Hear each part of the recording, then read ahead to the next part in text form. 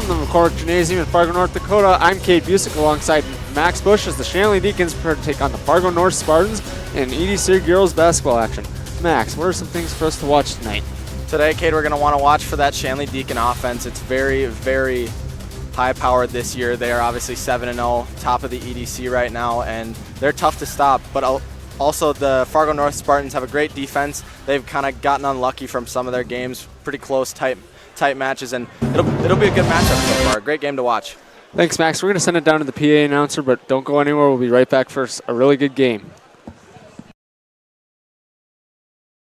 Good evening and welcome to McCormick Gymnasium on the campus of Shanley High School for tonight's matchup featuring the Fargo North Spartans and your Shanley Deacons. Shanley High School campus is tobacco-free. Smoking is prohibited on the school grounds. Thanks for your cooperation. Concession stand and restrooms are located south end of the gymnasium in the commons area. At this time, we ask that you please rise as Father Charles leads us in prayer. In the name of the Father, and of the Son, and of the Holy Spirit, amen. Father of all that is good and all that is holy, in you we live and move and have our being. Each of you show us a Father's love, and we thank you for the love with which you have gathered us together here tonight. As always, we ask you to be with us and watch over us, bless us, keep the players free from injury and harm. Allow them to play to the best of their ability, reward them for their efforts. May they enjoy the contest here tonight. And let everything that we think, say, and do here tonight give you great honor, glory, and praise. We pray all this in the name of your Son, Jesus, by the power of your Holy Spirit, you are God, forever and ever. Amen. In the name of the Father, and of the Son, and of the Holy Spirit. Amen. Please remain standing, remove all headwear, and place your hand over your heart as we honor America with the playing of our national anthem. Oh, say, can you see by the dawn's early light what so proudly we hailed at the twilight's last gleaming, whose broad stripes and bright stars through the perilous fight o'er the ramparts we watched were so gallantly streaming, and the rockets' red glare, the bombs bursting in air, gave proof through the night that our flag was still there. Oh, say does that star-spangled banner yet wave o'er the land of the free and the home of the brave?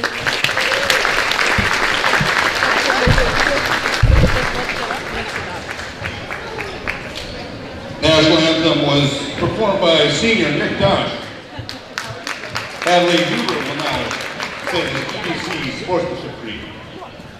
All right, as we get ready to announce starting lineups, who are some players that we need to watch tonight, Max? Well, Cade, obviously for Shanley, we have Riley Payne and Sierra Berg, both powerhouses on the offensive side of things, and great defenders as well. Riley loves to shoot that three, and Sierra's pretty much an unstoppable force down low. And for the Fargo North, we are looking at Mary Sem, who's also a great force down low. She's coming in at 5'11", so she's a force down low. And then Anna Astrup is a great outside shooter for Fargo North, so they'll be tough to stop. Yeah, this Fargo North team, they're not very big, but they are quick, and that's something that should work for them tonight. But they are going to really struggle to match up with the size of Shanley, especially Sierra Berg, like you said. Yeah, Sierra Berg is one of the Deacons leaders, obviously being a captain, senior captain, and she's been on this varsity team for quite a few years, has a lot of experience, and so she knows what she's doing on that. And then obviously sophomore guards Riley Payne and Hadley Huber have been playing for 2 years now, and they have although they're young, they've got experience. They've been playing varsity basketball for a long time. They know what they're doing, and they will be some leaders for the Deacons today. And when you look at this North team, every player on the varsity roster is either a junior or a senior. Experience is something you're going to have to watch from North today. And you look at the Shanley roster, they're a lot younger. Yeah, that may play a factor coming down to it. You know, obviously the juniors and seniors on North are going to know what they're doing. They've been playing for a while. They've got varsity experience, more basketball experience maybe than some of the Deacons, but it's going to be a fun game to watch for sure. It'll be a great game. And if you've been watching high school basketball for a couple of years, you might remember the name Sem. Mary's older brother, Simon Sem, is playing basketball at MSUM, but he is the leading scorer in North basketball. Yeah, and we're going to send it to this. Oh, sorry. We're getting ready to start this game here, and it should be a fun game to watch. High-powered Shanley offense is going to be going up against North's tough defense, which will definitely be something to watch. Assisting our game officials in administrating the rules of the game. Yeah, and Kate, as we're getting started here, definitely watch that Shanley Deacon defense. They've been tough to get by, basically, not allowing a lot of points, and then they just transition really quick with their two guards, with Hadley and Riley just throwing the ball up to whoever's under the basket and getting easy, quick transition points. North is going to win the tip. England is going to take the ball. She's going to pass it down over to Smonko. Smonko is going to go out. She's going to get the ball back, though, over to England. England's going to look to pass it in.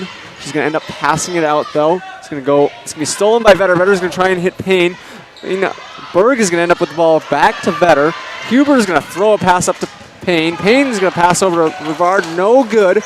Rebound North. North is going to push the ball up the floor. Or with Smonko. Smonko is going to pass it over to England. England for a deep three. No good. Rebound North. North basket good. Rivard is going to inbound the ball to Payne. Payne's going to bring the ball up to the left side. Payne's going to dribble up to the top of the key.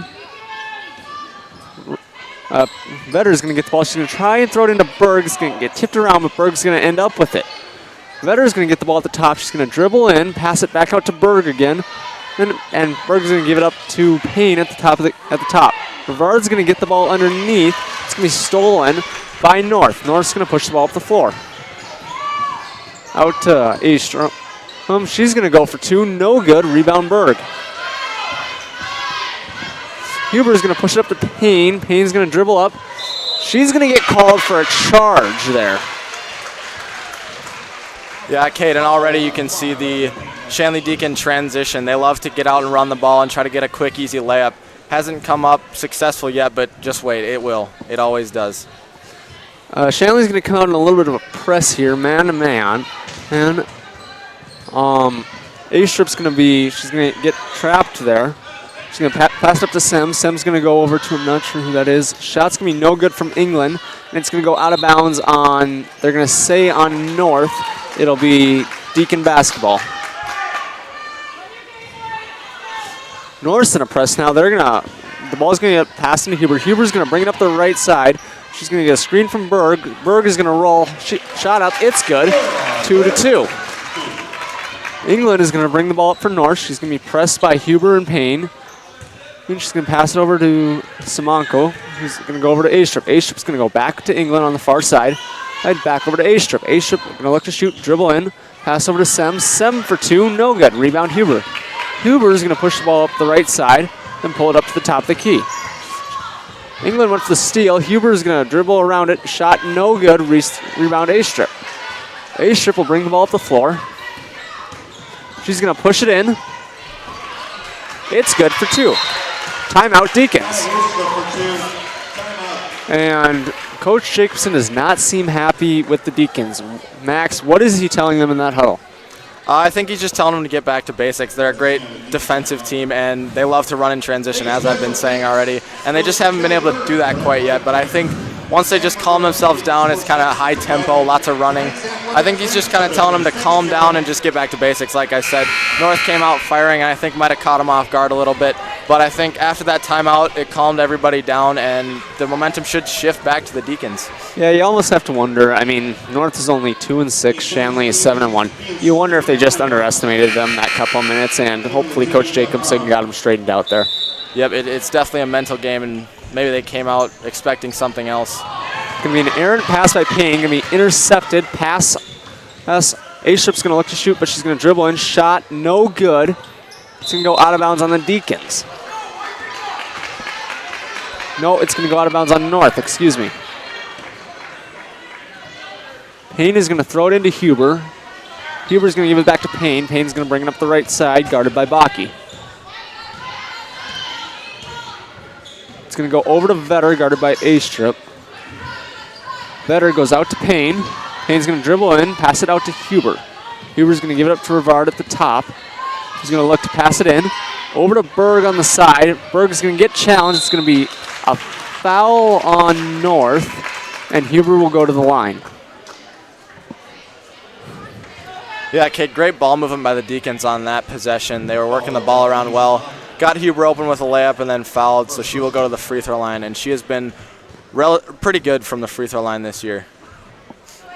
She will miss the first, but you're right. That was excellent passing by the Deacons there that got Huber to the line, and that's free points that you always want. Yeah, Kate, like we say a lot, games will come down to free throws sometimes, so the Deacons will want to be putting those away. She'll miss the second. As Huber, she made the second. Excuse me, yes. Yep. Pass is going to be intercepted by Huber. Now going to be passed up to Payne. Payne for two. It's good. Deacons will press. Ball out to A-Strip. She's going to dribble into a trap. She's going to pass it out to Simonko. Oh, it's going to go up to A-Strip on the right side. A-Strip's guarded by Huber. Passes it into Sem, guarded by Berg. A-Strip gets it back on the wing. Over to England. Back out to A-Strip. Sem calls for the ball. Not going to get it. Baki for two. No good. Rebound Berg. Payne will bring it up the right side.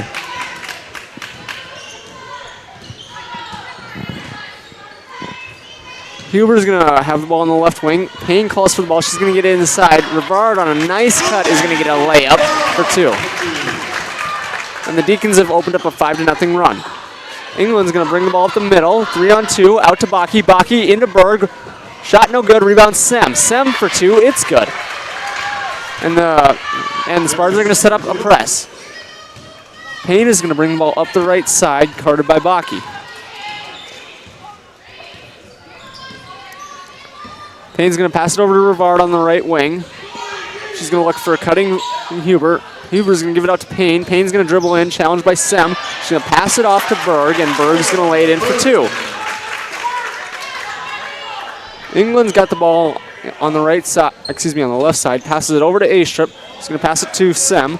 Sem's going to dribble into Berg. She's going to lose it, and the rebound is going to be caught by Vetter.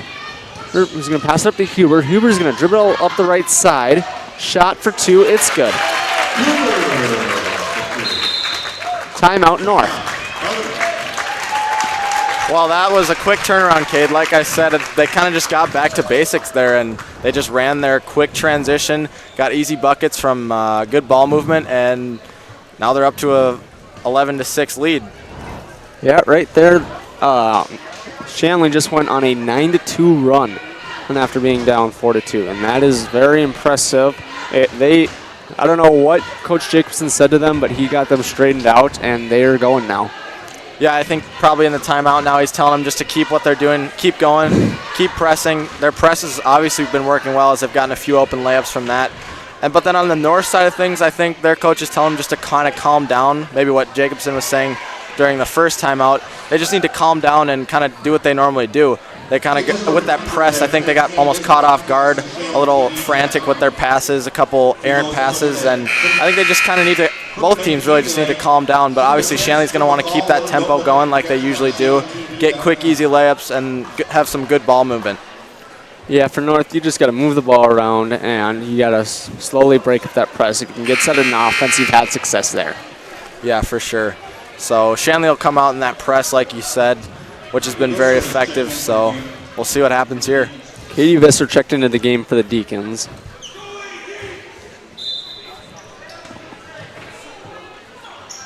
Ball's going to be inbounded to England. She's going to dribble it up, guarded by Vetter. It's going to get passed over to, no, it's going to get stolen by Payne. Who's going to dribble in. Huber for three. No good. Rebound England. England's going to dribble up the right side. She's going to pass it over to Astrup. Astrup at the top of the key, passes it back to England. Sem's going to call for the ball. Not going to get it. Over to Baki. Baki's going to dribble in. Shot for two. It's good. England's going to guard Huber, who's going to pass it over to Payne, and Payne will bring it up the left side. It's going to go over to Huber on the right wing, but it's going to go out of bounds on the Deacons, North basketball.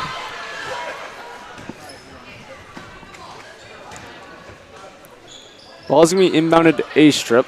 She's going to be guarded by Huber. She's going to get beat, and it's going to go over to Baki. Baki's going to go into Berg. It's a clean block, rebound Berg. Payne's going to go up the right side. She's going to pass it up to Huber at the top of the key. England went for the steal, didn't get it. Huber for two, no good. Rebound Visser. Visser out to Payne. Payne for three. It's good. England's going to get trapped in the corner. She's going to get it out to Sem. Astrup's going to push the ball up after the pass from Sem. She's going to put a shot up. It's good for two. Cuts the deficit to four. Huber's going to, I believe she's going to get called for a push-off there. No, they're going to call that one on North. England, her first.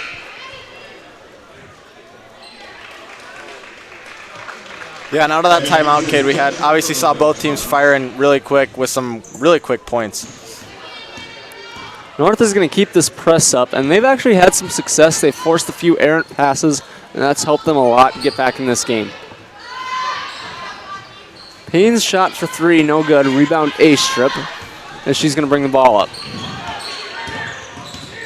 Astrup's going to pass over, or pass into Sem. Sem for two, it's good. Huber's going to bring the ball up, guarded by Naseth. Huber's going to dribble in. She's going to get a screen from Visser, pass it out to Vetter. Vetter's going to dribble in for two, no good, but she's going to be fouled and go to the line. I believe that's Sem, her first personal. It's the first personal. 13 foul. Whatever the North coach said in that timeout, Kate, it obviously worked as they cut that deficit to now three after the made free throw by Vetter. But they really pressed hard, and they got the ball, and they made a couple baskets that I think caught the Deacons off guard. Taryn Hoffer's going to check in for the Deacons, and it looks like the Deacons are going to pull their press off for the time being. They're setting up in a zone right now. Astrup's going to get the ball on the left side. She's going to dribble in out to Smonko. Smonko for three. No good. Rebound Payne. Payne's going to push it up to Huber on the right side, who's going to pass it over to Berg. Berg's going to go out to Payne. Payne's going to dribble in.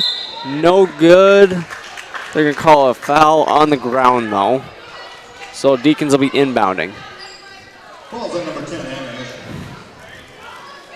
That'll be Astrup, her first. Berg's going to get the ball, pass it out to Huber. Watch for a three here. Nope, never mind. It's going to be passed out to Visser. Visser for two, no good. Astrup's going to bring the ball up after the rebound. She's going to pass it over to Smonko. Smonko's going to throw into Sem. Sem's going to get blocked by Berg. Rebound Berg. Huber's going to push the ball up the right. Pass it into Payne. Payne to Hoffer. Hoffer, no good. Rebound on Astrup. Astrup's going to bring the ball up the middle.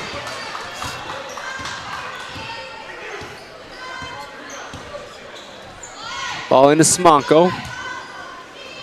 Over to Baki in the middle. She's going to dribble in. Shot, no. Oh, it's going to be on the ground. And I believe that'll be on Visser. Yes, that'll be her first. It'll be North ball underneath. Olivia Manuel will check in here for Riley Payne.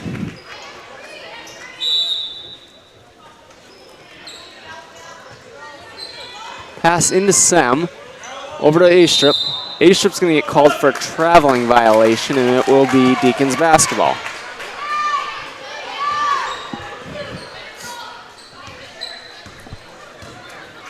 Huber's going to bring the ball up the right side. She's going to get a screen from Manuel. She's going to pass it over to Hoffer. Hoffer's going to go back up to Huber. Manuel's going to set another screen for Huber. Huber's shot going to be blocked by Naseth. Naseth's going to pass it up to A-Strip. A-Strip's going to push it up the middle. Pass it out to Sem. Sem's going to look shoot for two. It's good. And we've got a 2-point game.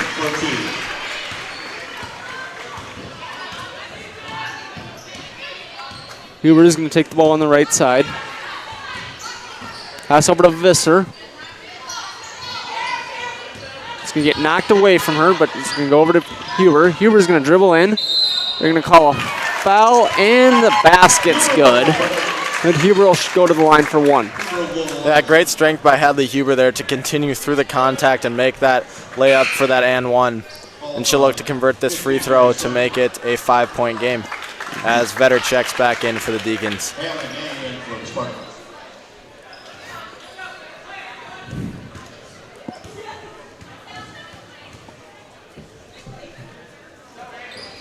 Huber's attempt no good. Rebound on Naseth for North. She's going to bring it up over to Simonko. Simonko for two. No good. It's going to be a rebound Hoffer. Hoffer's going to look to give it over to Huber. Huber's going to bring it up the right side. Out to Vetter. She's going to get over to Manuel. Manuel's going to, it's going to be thrown away, and it's going to be North basketball. Riley Payne checks back in for the Deacons. A-Strip will bring the ball up for the Spartans. Shanley's gone back to man-to-man. A-Strip has the ball on the left side. Let's go out to Man. Man up to Simonko. Simonko over to Naseth. Naseth back to A-Strip. Over to Simonko. Simonko for three. No good. Rebound Berg. Berg's going to give it to Manuel. He's going to give it over to Payne on the right side. Payne's going to throw it into Vetter. He's going to pull it out. Payne's going to look to shoot for two. No good. Rebound. No rebound, but it's going to be out on the Deacons. North basketball.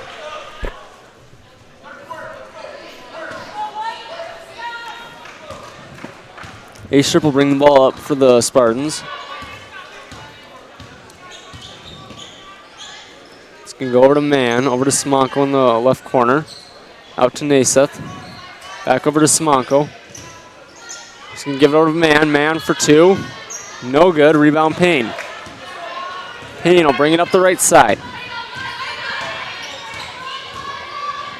It's going to go into Manuel. Manuel out to Hoffer. Hoffer for three. No good. Rebound. It's going to be a jump ball.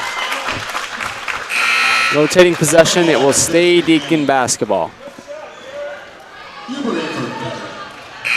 Hadley Huber will check in for the Deacons.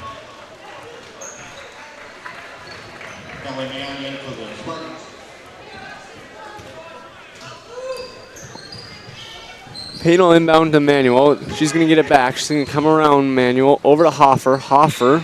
She's going to get a screen from Berg. She's going to take a shot. No good, but a foul on the Spartans.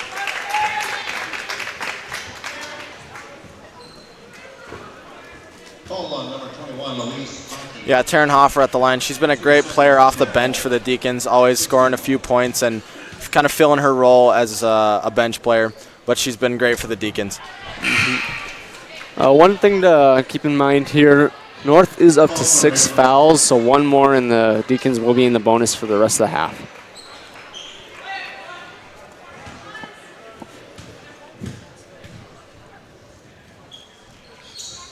Hoffer will miss both. It'll be a rebound by Naseth. Ball's going to go over to A-Strip. A-Strip's going to bring the ball up the middle. She's going to dribble in. Out to England. England up to Naseth. Naseth for three. No good. It's going to go out of bounds on North. Deacon basketball. Rivard in for the Deacons. Rivard in for Hoffer. Ball's going to be inbounded to Huber. She's going to bring up the ball up the middle. She's going to get a screen from, nope. She's going to pass over to Berg. Berg's going to throw it in. It's going to be out of bounds on North. Riley Payne will inbound for the Deacons.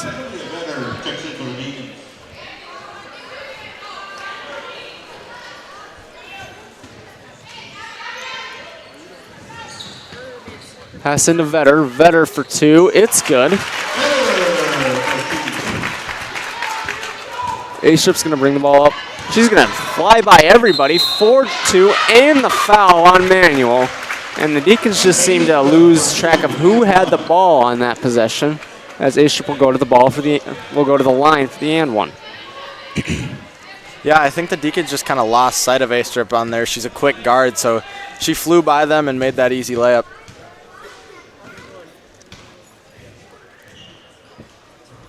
A-Strip will make her attempt.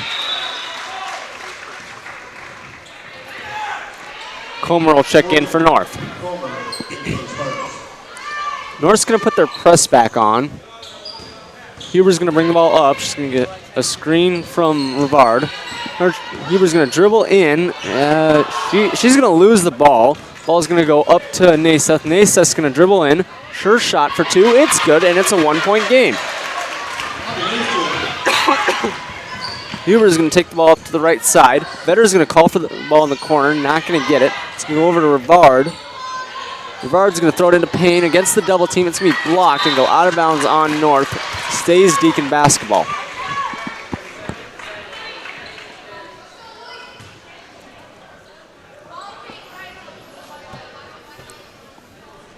Payne will inbound. Vetter's going to, not get the ball.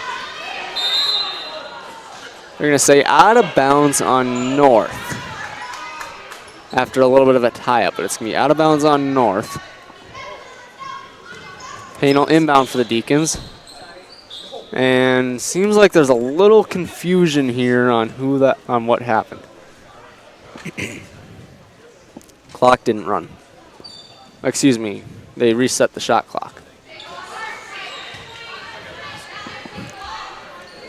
Payne will inbound.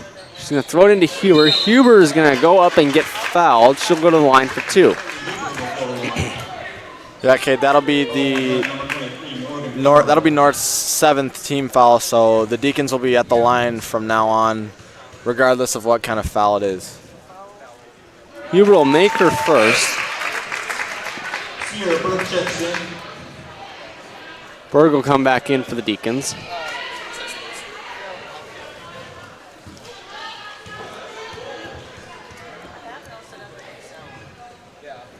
Huber misses the second, and it stays a 2-point game. England will bring the ball up for the for the Spartans. She's going to get doubled. It's going to be a steal by Payne. Payne is going to go in for the layup. It's good. Really good vision by Payne there to get that steal. Nathseth's going to dribble into the trap. It's going to get out to England. England for 2. No good. Rebound. They're going to call a traveling on North. It's going to be Deacon basketball. And that hurts if you're North because you had close to a free layup there. Vetter for 2. No good. It's going to go out of bounds on the Deacons, North basketball. You're going to say it went out of bounds on Berg there. England will take the ball up for the Spartans. Naiseth has the ball. She's going to go back over. England's going to get the ball back. Over to Mann. Back over to Naiseth. Vetter's going to get the steal. Give it over to Huber. Huber's going to push the ball up. Payne in the corner for 3. In and out. No good. It's going to be out of bounds on North. Stays Deacon basketball. A-Strip checks back in for the Spartans. Payne will inbound for the Deacons. She gives it into Vetter. Vetter, it's gonna be no good. It's gonna be Spartan basketball.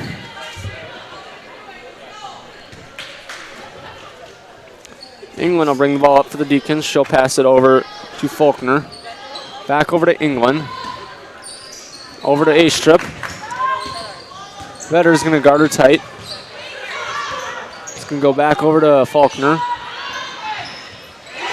I believe that was England. Yes, England for 3 to cut it to a 1-point game. Vetter's got the ball outside. She's not going to take the shot. She's going to go. Huber's going to go over to Payne. Vetter's going to dribble in. They're going to call her for a charge. It's going to be the North basketball. That's quite the turnaround for North. They brought, with that 3-point basket from England, that really kind of brought their spirits up now that it's only a 1-point game, and they're definitely in this game.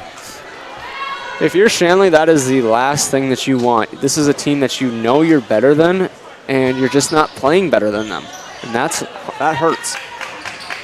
England's going to pass the ball in, and Mann's going to get the ball. She's going to pass it over to Faulkner. Faulkner over to A-Strip. A-Strip for 3. No good. Vetter's going to get the rebound. Pass over to Huber. Huber's going to bring the ball up. Huber's going to be dead with the dribble, but she's going to get it out to Payne. Payne for 2. No good. Rebound Berg. Berg is going to go up for 2. That ball's out. Rebound Berg. Now they're going to call a foul on the Spartans.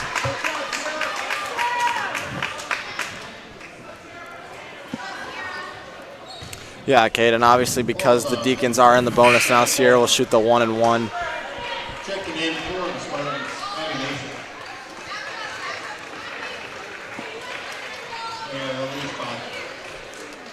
That's going to be on Faulkner. That'll be her first personal. As Berg will miss the front end. Rebound A-Strip. A-Strip will bring the ball up the middle of the floor as she's pushing it. She'll pass it over to England. England for 3. No good. Rebound Payne. Payne's going to push the ball up the right side. It's going to pass over to Huber. Huber's going to throw it out to Berg. It's going to be stolen by A-Strip.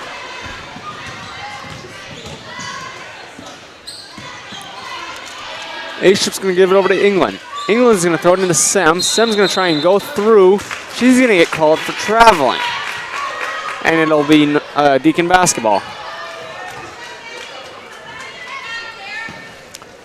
Payne will try to inbound. It's going to be out of bounds on the Deacons, and it'll be North basketball. North ball on the side.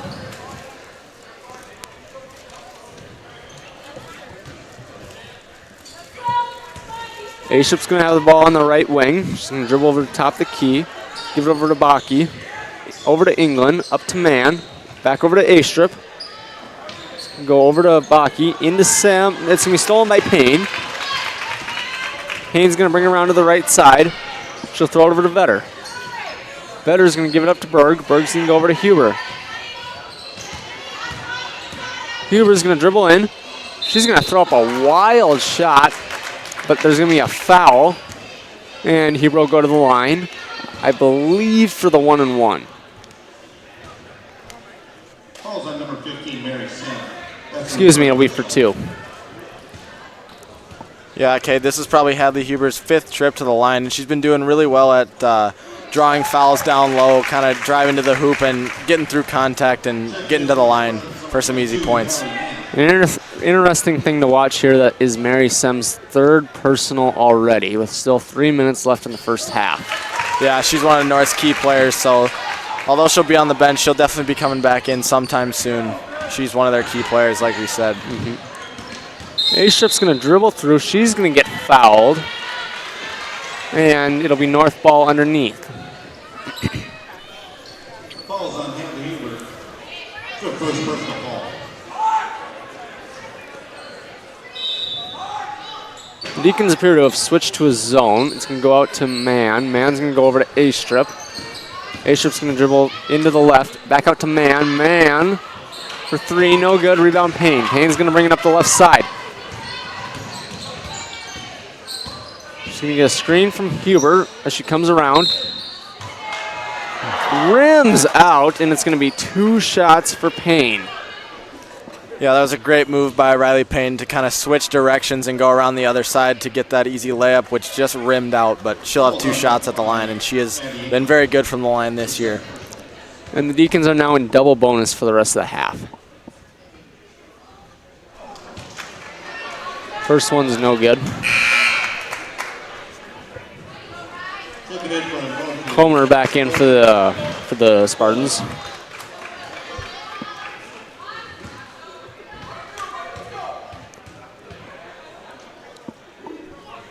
Payne will make the second. Astrip will bring the ball up for the Spartans. Pass it over into Baki. Baki's going to turn around for 2. Off the rim, rebound, man. It's going to go out of bounds on the Spartans, though, and it's going to be Deacon basketball.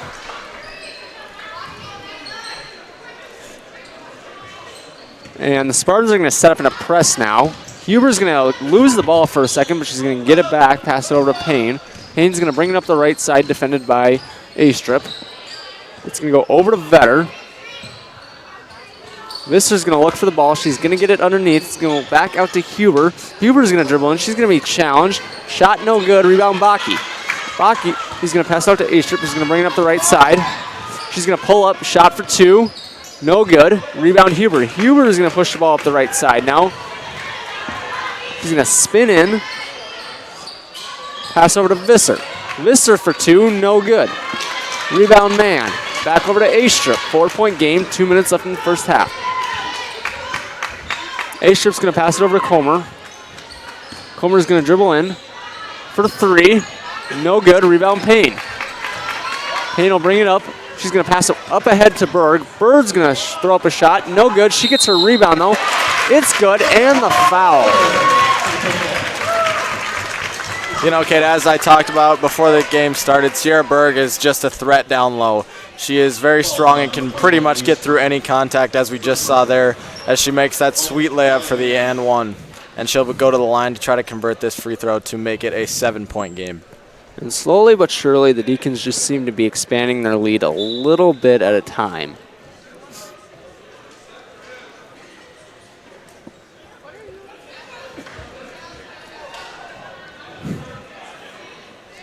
Olivia Manuel checks back in for the Deacons for Katie Visser, and Sierra Berg will shoot her free throw. She'll make it and push the lead up to 7. Astrip will bring the ball up the floor.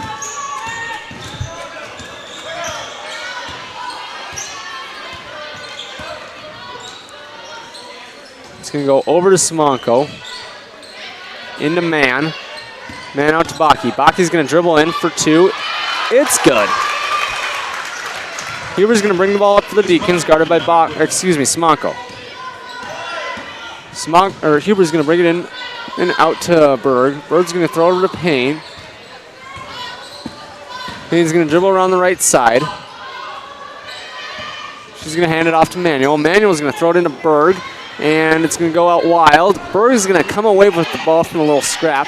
Payne's going to go for 3. It's good. 45 seconds left in the first half.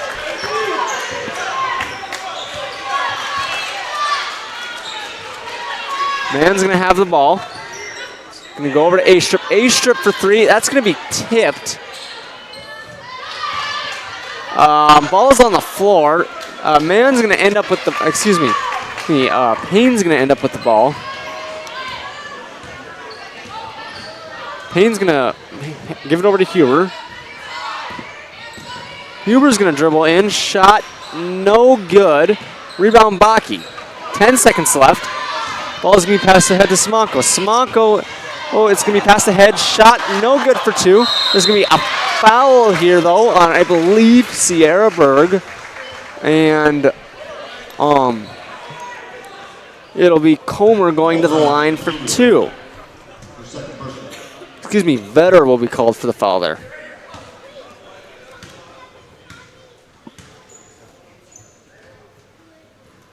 She'll make the first.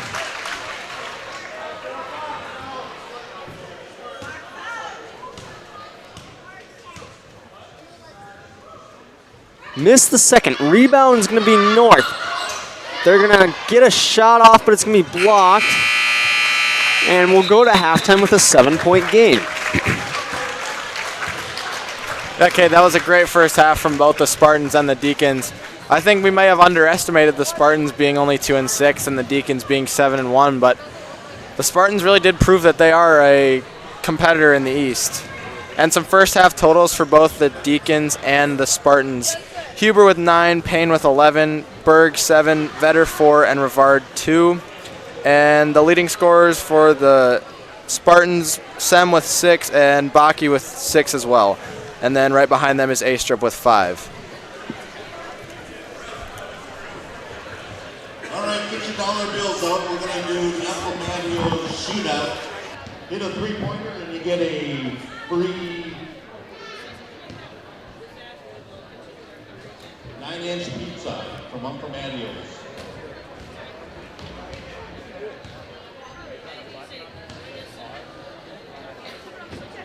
$1. Back in about 10 minutes for the second half. Stick with us. We got a really good one right now. Are more than welcome to come down and shoot.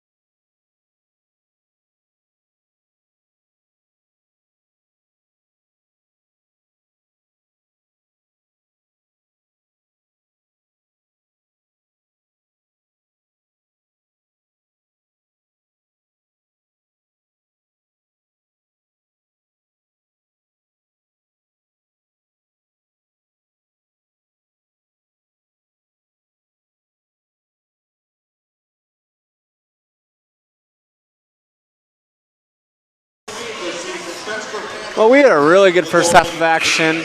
And the score right now is Deacons 32, Fargo North 25. But what do you think the coaches are saying to their teams at halftime, Max? Well, Cade, as the Deacons do have a 7-point lead, I'm thinking Coach Jacobson is going to want them to try to extend that lead, obviously, to get it maybe more comfortable. 7 points is obviously nothing too hard to overcome for the Fargo North Spartans. As we saw in the first half, they overcame a lead and got it back to a tie ball game at one point. So I think that Jacobson's obviously going to tell them to extend the lead. And I think for North that they're just kind of talking about getting back to basics, like I've been saying, and just really just try to kind of inch their way back into the game so that it's closer down towards the end of the game so that they can maybe bring home the win. You know, as they're 2-6, they are looking to get some more wins, and this would really be a statement win for them against the Deacons, who are undefeated in the EDC. One other thing to watch for North, though, they're starting to get into a little foul trouble. I want to say they had about 12 or 13 fouls in the first half. Yeah, Cade, one of their key players, Mary Sem, does have 3 fouls right now, so she's going to have to be careful, less aggressive maybe on the defensive end of things. So that'll be one thing to watch for North. And I think the Deacons only had about 4 fouls, so they're looking pretty good on that side of things. Bishop's going to bring the ball over to the right side, up over to Sem. It's going to go back out to Simonko, back into England. England's going to pass it back out to Simonko, up to Astrup. Astrup's going to dribble on the left side, over to Simonko. Simonko for 2. No good. Rebound, Lavard. She's going to give it over to Huber. Huber's going to bring the ball up the middle, over to Payne. Payne's going to dribble in, up to Vetter, yes. It's going to pass going to be blocked. Berg's going to end up with the ball. It's going to be a foul. Sierra Berg will be shooting 2.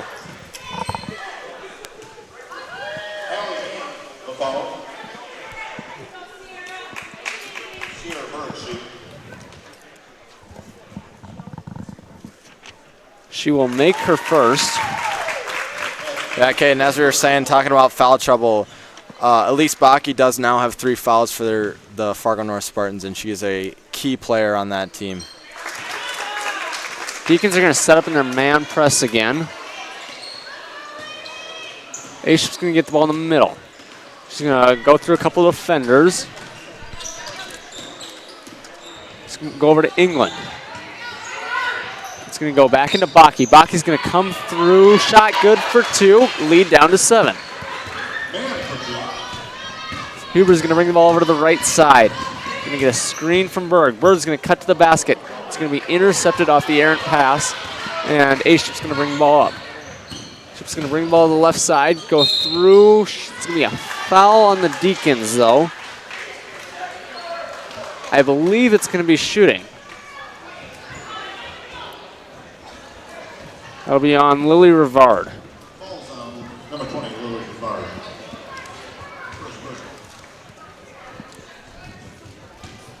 And what this will do is it'll let them get some points without time coming off the clock, which is very important for a team that's down, and it'll give them a chance to also rest their players, so that way they don't have to go as deep into their bench. Yeah, okay, and you would think with 17 minutes left that they would have a lot of time, but, you know, the halves fly by and you don't even know, and so the game will be over soon. Berg's going to get the ball in. She's going to go up for 2. No good. It's going to be a rebound, Baki. Baki's going to push it up the right. She's going to go up against Payne. And shot no good. Rebound, Sem. Ball going to get poked away. Berg's going to come away with it. She's going to give it out to Huber. It's going to get stolen by England. And this is going to be a foul on Sem. That will be her 4th personal. Yeah, a little unlucky for Mary Sem there. She was just diving for the loose ball with Hadley Huber and got called for the foul. And she will be subbed out with her 4th foul. So the Spartans now are going to go into a little bit of a press here. Rivard's going to get the ball. It's going to be given up to Payne. Payne's going to bring it up the right side. She'll be guarded by Baki. Payne is going to throw it into Vetter. Vetter is going to pass it back out to Payne. It's going to give it back to Vetter. It's going to go off Vetter, and it's going to be, and North's going to get the ball. England's going to bring the ball up the middle. You can give it over. Simonko's going to get the ball. Oh, England's going to get the ball on the right wing. Aishup's going to get the ball for 3. No good. Rebound England. England for 2. It's good, and it's a 4-point game. England for 2. Huber's going to push the ball up the left side.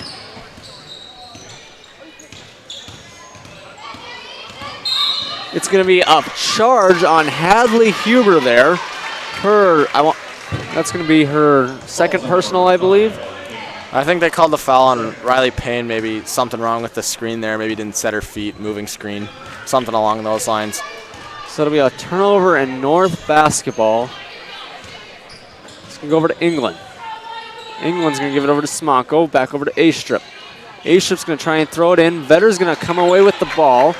Oh, it's going to go over to Huber. Huber's going to dribble it over to the right side. She's going to dribble in. Shot no good. Rebound England. England's going to bring the ball up the middle. She's going to pass it over. It's going to go over to Mann. It's going to be Huber's going to get the ball on the right side. She's going to be guarded by England.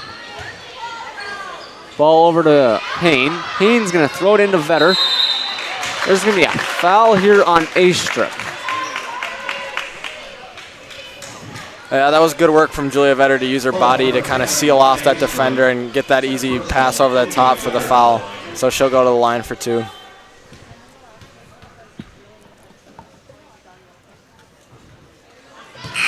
She'll miss the first, and something you kind of want to watch here.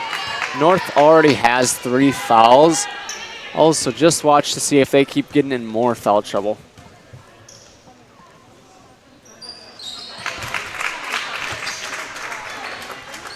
A-Strip's going to bring the ball up for the for the Spartans.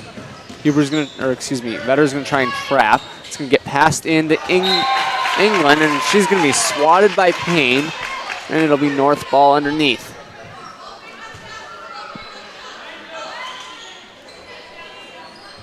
Pass over to England. She's going to dribble in. Shot for 2. No good. Rebound Hoffer. Hoffer's going to throw it out to Payne. Payne's going to look to push the ball ahead. She's going to dribble in.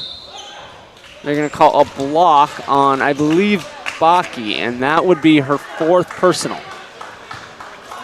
Yeah, okay, that's 2 of North's key players, Baki and Sem, both with 4 fouls. So they're going to have to call from their bench to step up here and make some plays as they have to rest them for a little bit, not wanting them to get that fifth personal foul. One thing you might see North try and do here is maybe switch into a zone, try and not get fouls. Ball is going to go out of bounds on North, kind of an unlucky bounce. They just had 2 players right there, and it hit a North player in the knee and just went out of bounds. Yeah, Hallie Mann kind of tripped there, and the ball just fell and went off her leg, so that was a little unlucky there. Vetter's going to bring the ball. She's going to pass it over to Huber. Huber's going to dribble in. Shot for 2. It's good. That was a great dish by Julia Vetter over to Hadley, and a good dribble move by her for an easy basket. Deacons will stretch the lead back out to 7. A-Strip's going to bring the ball up. Pass it over to England. And the Deacons are sitting in a zone now. Payne's going to go for the steal. They're going to call a jump ball there. Jump ball, possession arrow to the Deacons. It's going to be North ball. It'll be Deacon ball here. Yeah, that was a good heads-up play by Riley Payne to force that jump ball, and she knew it was going the Deacons' way, so. Huber's going to bring the ball to the right side, guarded by England. She's going to bring it back to the middle. Dribble in, shot for 2. They're going to call a foul there, and it will be Hadley Huber going to the line for 2. Yeah, okay, that was a great move by Hadley Huber on that one to kind of get past England and draw that foul for where she had what looked like an easy layup. That'll be Mann's second personal, and that's already 5 on North in the half, only about 4 minutes into the half. Yep, and as we know, Cade, once you get to 7, that's the 1-and-1 bonus, and that's when you're shooting for the rest of the time. And the Deacons have stretched the lead out to 8. Vetter got that rebound, and shot's going to be no good. They're going to... Looks like the ball's going back to the Deacons, went off one of the North defenders. So the Deacons are going to get the ball back. Payne's going to just throw it out to Berg. He's going to throw it back to Payne. Payne's going to dribble in. Out to Huber. Huber's going to dribble in. Over to Berg. Berg's going to go up for 2. It's good. And the Deacons stretch the lead out to 10, their biggest lead of the night.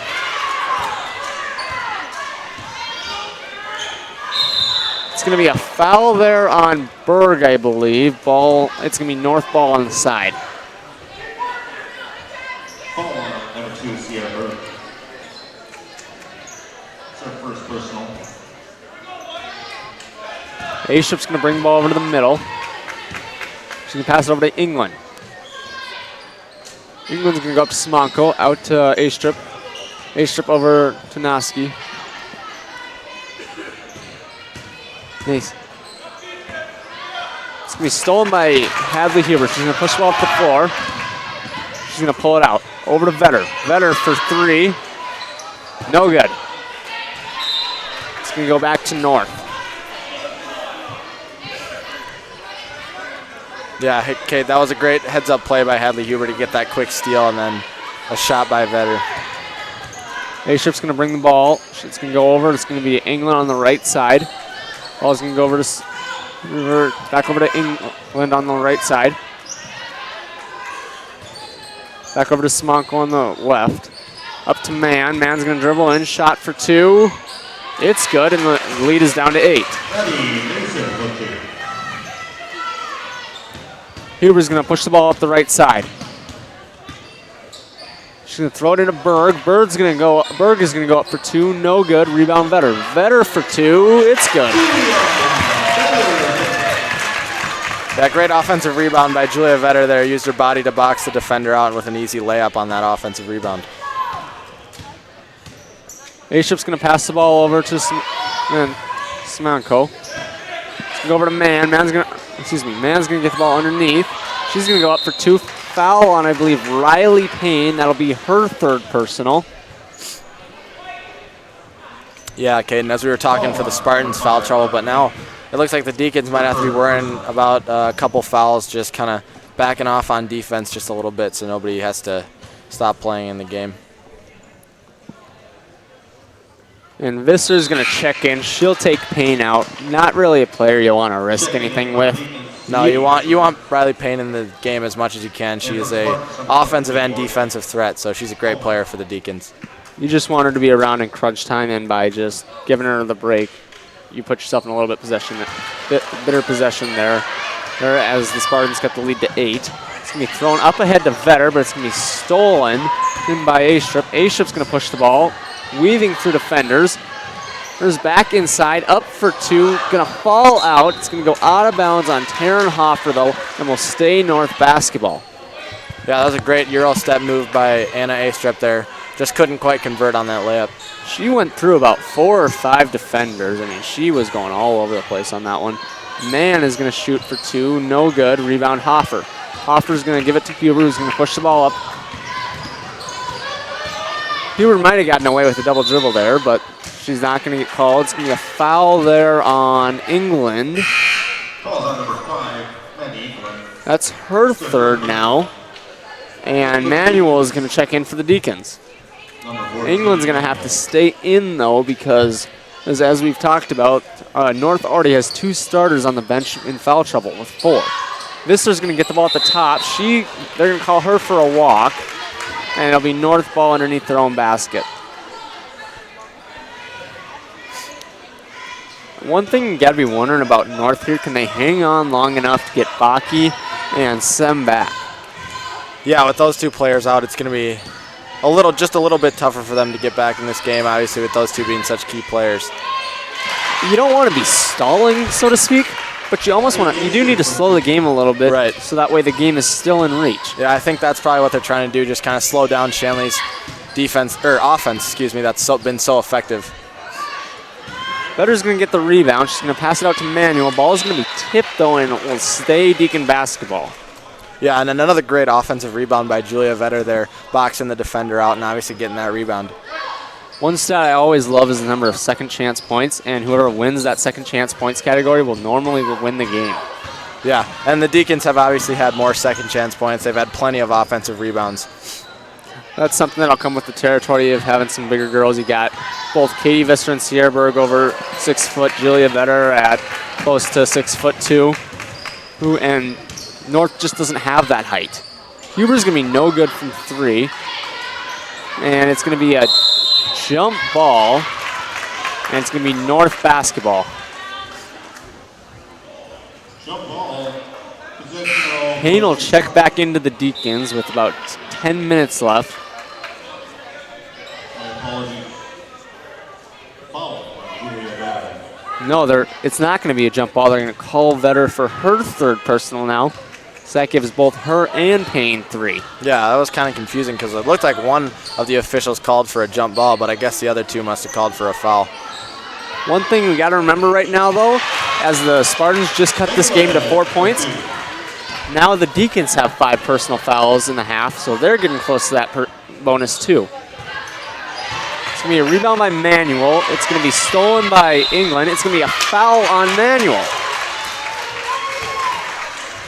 Yeah, okay, now both teams have 6 personal fouls against them, so that is one thing to watch. Both teams will be in the bonus after the next foul, so we'll have a lot of free throws coming up. And this is turning into quite the game from this North team that we really didn't expect a lot coming in here tonight. England's going to get the ball on the right side. Right, Ashup's going to have the ball at the top. Naiseth's going to get called for the traveling foul, or traveling violation, and it'll be Deacon basketball underneath their own basket with a tick under 10 minutes to play. Huber's going to bring the ball up the right side for the Deacons. She's got a 2-on-1. She's going to throw it up anyway. It's going to be foul. There's going to be a foul, and she will go to the line shooting. And now the Deacons are in bonus for the remainder of the game. Yeah, Kate, it seems like it's just been repetition for us talking about Hadley Huber being at the free throw line. This is probably close to her 6th or 7th trip here, doing really well at drawing those fouls. And as we've said, she's been very clutch from the free throw line, making quite a few of them tonight.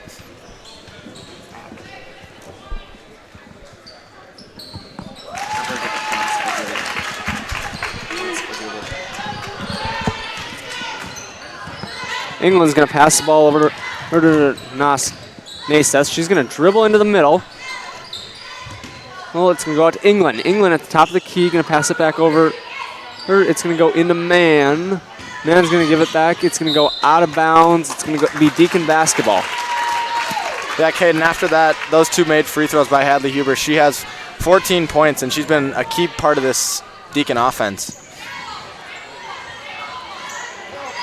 One interesting thing about this Deacon team you always see, they really don't rely on their bench for points that much. I don't know if their bench has scored a single point in this game tonight. Yeah, they have quite the starters. And as we see, there's Hadley Huber, who's going to pick up 2 more points to bring her total to 16. Yeah, that was just a little bit of a mix-up on the press there.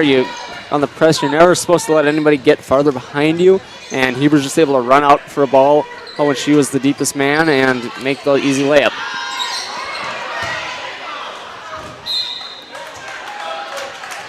A little bit of a mix-up on the defensive end there. It looks like Olivia Manuel is actually boxing out her own teammate, Riley Payne, but the ball did go out of bounds, so it is Deacon basketball.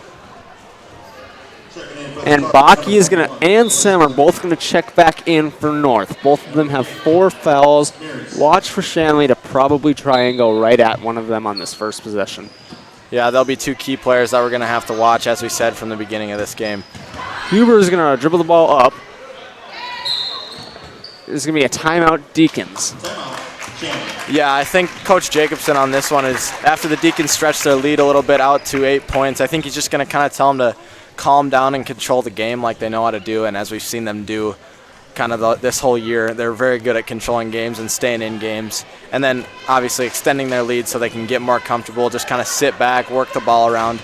But then on the North side of things, I think obviously, as we said at halftime, they're just going to want to inch back, try to get closer to that tie, and eventually try to win this game. And they're staying in it very well with a couple of their key players having some foul trouble. But those 2 players are back in. They have to make their move now before one of them fouls out. Yep. And there's about 9 minutes left in the game. You got to wonder what Coach Jacobson said in the huddle, and I would actually assume that he said either go at Sem or Baki and try to foul them out right now. Huber's going to get the ball on the right side, pass into Visser, guarded by Baki, over to Manuel. Manuel's going to dribble in. It's going to be tipped. Visser's going to end up with the ball. It's going to be stolen by Sem. Sem's going to have a free lane to the basket. Layup for 2. Down to 6-point game. Huber's going to try and throw it ahead of everybody. She's going to get it to Berg. Pass up to Payne. Payne's going to go in. Baki is out. That is going to be her 5th personal. Yeah, great move by Riley Payne to go at Baki there to draw that foul and get that and one. And she had a really nice game tonight. We'll try and get the point totals here from her, but she had a really nice game for the Deacon, or excuse me, for North. Yeah, Baki ended with 6 points, a couple assists, and a couple rebounds. Great game from her, and it's just unfortunate that she has to exit so early. But now Riley Payne stretches her total for points up to 14, so her and Hadley Huber are leading this team with some double-digit point totals.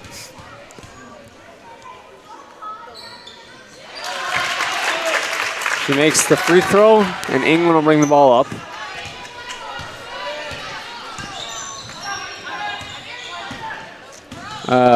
Nasa's going to bring the ball. It's going to go over to England. England's going to pass it in to Sem. Sem's going to go into Berg. It's going to be no good. Payne's going to bring the ball up the right side. She's got Vetter open underneath. Didn't see her and throws it out to Rivard. Or gets it into Vetter now, who dribbles it back out and passes it back to Rivard. Vetter's in the corner, dribbles in. Shot, it's good. Great dribble move by Vetter there in the corner to get around Sem and have that easy layup. Yeah, and I mean, you kind of watching this game, it has the feel of the Deacons are just chipping and making this lead a little bit more every couple of minutes, only adding about a point every few minutes, it feels like, but just enough so you realize it, and if you're North, you maybe start pushing here. Yeah, I think the Spartans may just be tiring out a little bit, Kate. It seems that the Deacons' benches might just be a little deeper than the Spartans, so they have more players to work with, rest some of their key players. Payne will bring the ball up for the Deacons on the right side.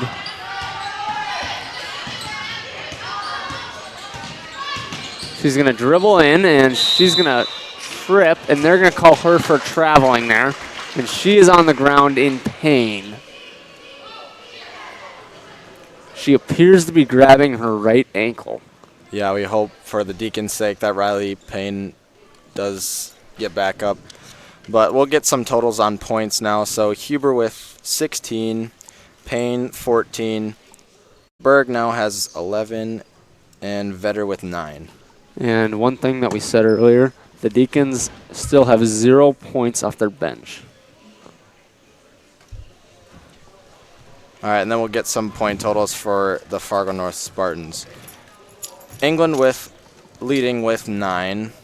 Baki ended with 6. Astrup has 6 as well. And Sem now has 8. And then Naismith also has 4.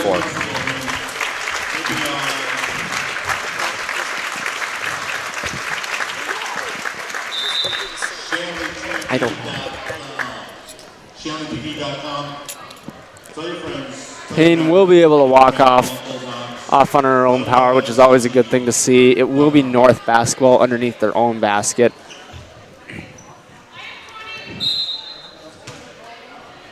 A-Ship's going to bring the ball up for the Spartans. She's going to dribble into the left side, pull it out, over to Mann. Mann's going to turn, pass it over to Naismith. Naismith's going to dribble it over to the right. It's going to be stolen by Vetter. Vetter's going to give it over to Huber. Huber's going to dribble up the middle. Push it up to Manuel. Manuel for 2, no good. Rebound, it's going to be a jump ball. Faulkner and Manuel got tied up. It'll stay North basketball. Yeah, Kate, with only 7 minutes left in this game, it's going to be getting close to crunch time for the Spartans. They're going to want to cut this 11-point lead down to as little as they can. Mann's going to have the ball in the corner. Sem's going to call for it. She's going to get it against Berg. Shot's going to be up, no good. Huber's going to get the rebound, pass it over to Manuel. Manuel's going to give it back to Huber. Will bring the ball up the middle. Over to Rivard on the right.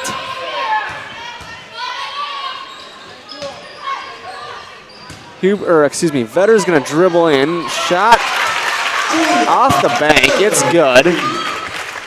And that'll extend the Deacon lead out to 13. Yeah, that brings Vetter's total into double digits, so she's having a great game for herself.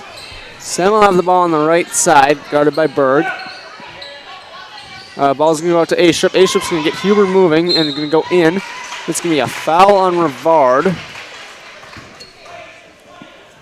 And A-Strip will go to the line for 2. Now both teams are in the bonus for the remainder of the game. Just something to watch. Yeah, that was a great pump fake and dribble move by A-Strip to get that open layup and draw a foul. For the Spartans, number 31, Sophie Samanko.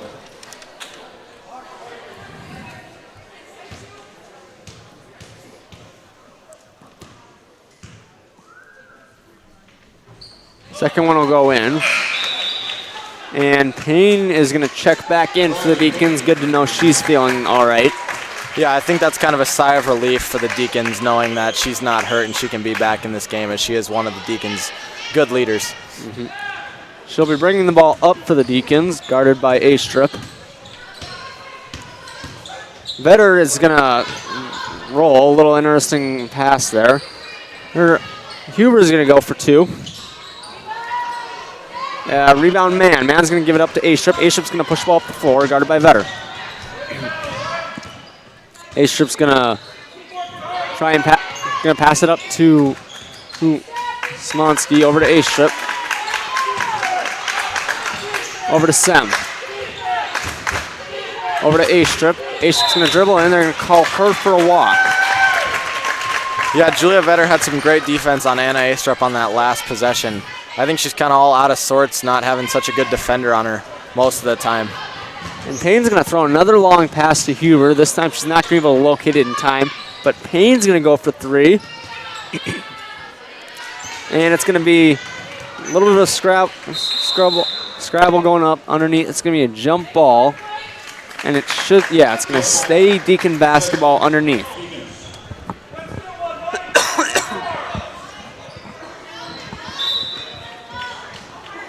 Payne will inbound. She's going to give it over to Manuel. Manuel's going to give it back to Payne. Payne's going to dribble into Vetter. Vetter's going to take a shot. It's good. Julia Vetter's been doing great at making space for herself and getting herself with some open layups here. Sem's going to dribble in against Payne. She's going to pull a spin move. They're going to call a foul, and I believe that'll be against Payne, her 4th personal, if it is against her. Falls on number 21, Julia Vetter. Nope, Julia Vetter, her 4th now. And she's going to, it appears, get a rest now.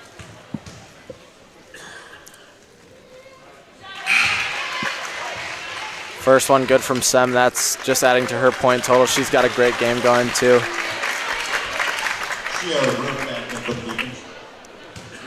And Julia Vetter has had some foul trouble this year. I think she's fouled out of at least 2 or 3 games already. And another thing that we're always watching, the Deacons have got this up to 12 points now as they just keep adding on a point here and there. Huber's going to dribble in the middle. Shot and the foul. Yeah, great move by Huber there, and as we've said, she's been great, fantastic tonight at drawing fouls. Getting probably close to her 10th trip to the line, and that's one of her 3rd or 4th and 1s here. Simonko, that's going to be her 1st. Huber's extra is good, and she completes the 3-point play. And they bring that lead up to 15. A-Strip's going to push the ball against Huber. It's going to go out. Ball into Man. It's going to go out of bounds on North. Deacon basketball. 4:49 to play.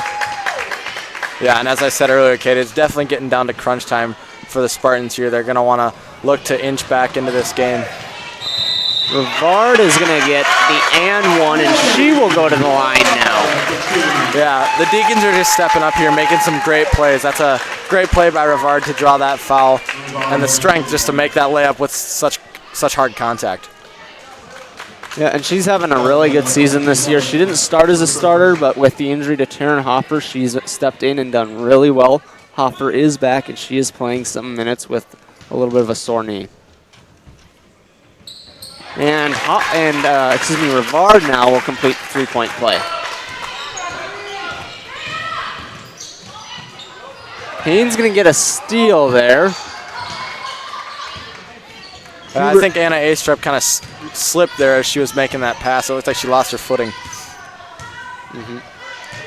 Rivard's going to get the ball, pass it into Payne. Payne's going to throw up a little bit of a wild shot. It's going to be no good, out of bounds on the Deacons. North basketball.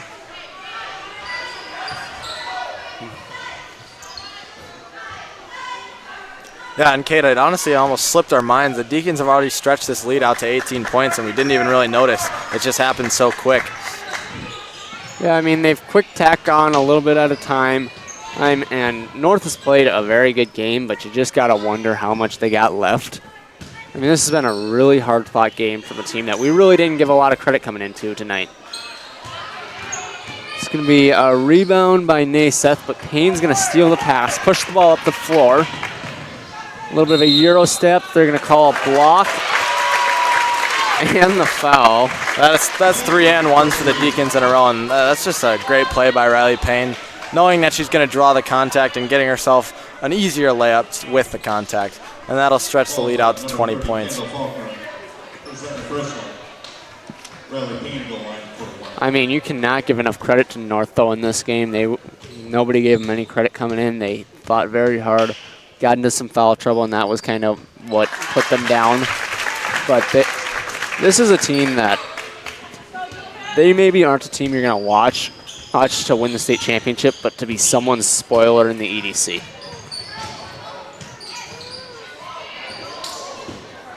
An errant pass, and it'll be Deacon basketball.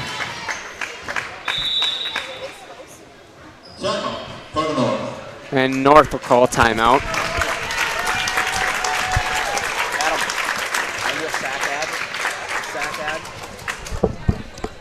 All right, and during this timeout, we're going to see an advertisement from our sponsor, the Shanley Athletic Club.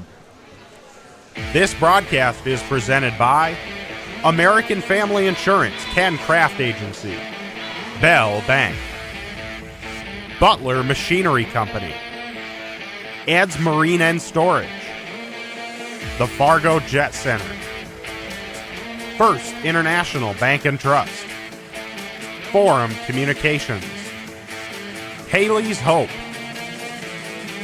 Kochman Brothers Homes, Luther Family Buick GMC, Master Construction, Moore Engineering, Netrix IT, Northern Improvement Company, Off the Wall Advertising, Robert Gibb and Sons, Sanford Orthopedics and Sports Medicine, Shields, and TCI Insurance.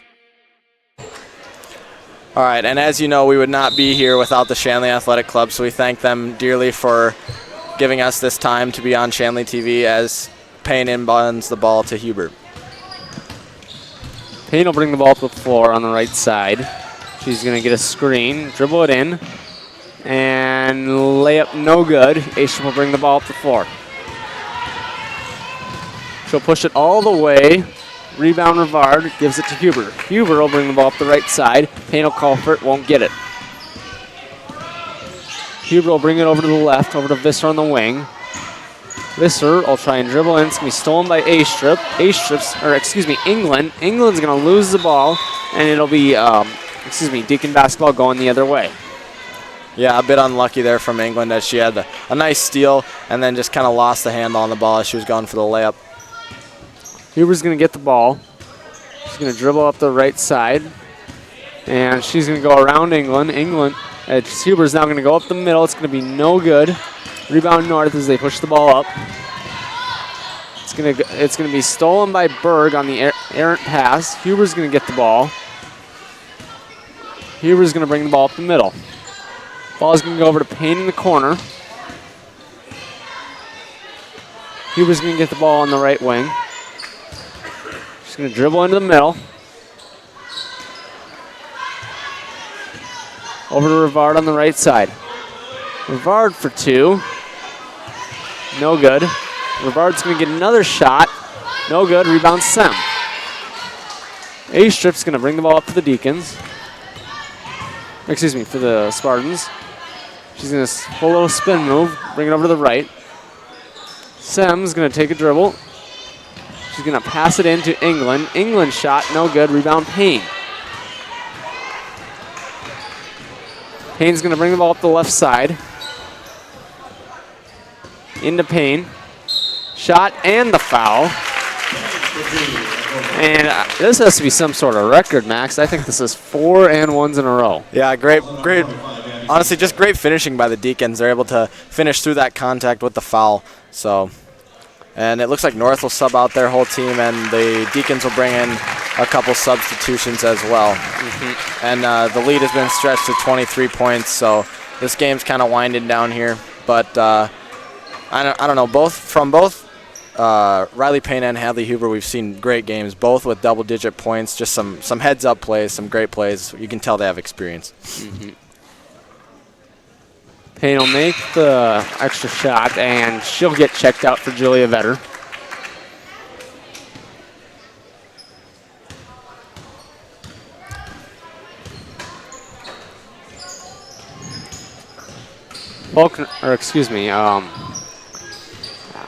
Sorry, Matt. All right, it's going to be a foul here on the Deacons. Alexis Smith will head to the line for the Spartans. With the next foul, both teams will be in the double bonus. And that was Chrisman's first. Smith will make her first attempt as Manuel and LaFleur will check in for the Deacons.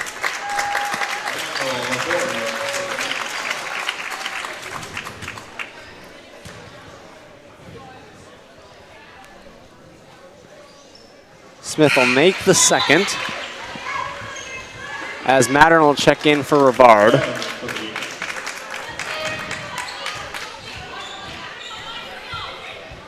Chrisman will inbound to LaFleur. LaFleur will give it up to Manuel. Manuel will bring it up the left side. He's going to give it up to Mattern. Mattern's going to give it over to Chrisman. Chrisman's going to give it up to Manuel. Manuel back into Chrisman. Chrisman for 2, no good. Foul on Cody. Chrisman will go to the line. Okay, and as this game kind of came to an end, we really saw the experience of some of the Deacon starters just playing smart and able to stretch that lead with their experience and just kind of take this game more out of hand than we at first thought it was going to be. So that was very good of the Deacon starters. Chrisman will make the second now as Smith will bring the ball up for the Spartans. So pass it over to Redder, over to Cody. Cody will dribble in. She's going to pass it out to Smith. Smith is going to dribble in up to Redder. Redder over to Cody. Cody for 2, no good. Rebound Hoffer. Hoffer is going to look for some help. He's going to go over to Manuel. Manuel is going to bring the ball up to the left side, over to Mattern. Mattern into Chrisman. Chrisman up for 2, it's good. Smith will bring the ball up for North. North will pass it over to Cody.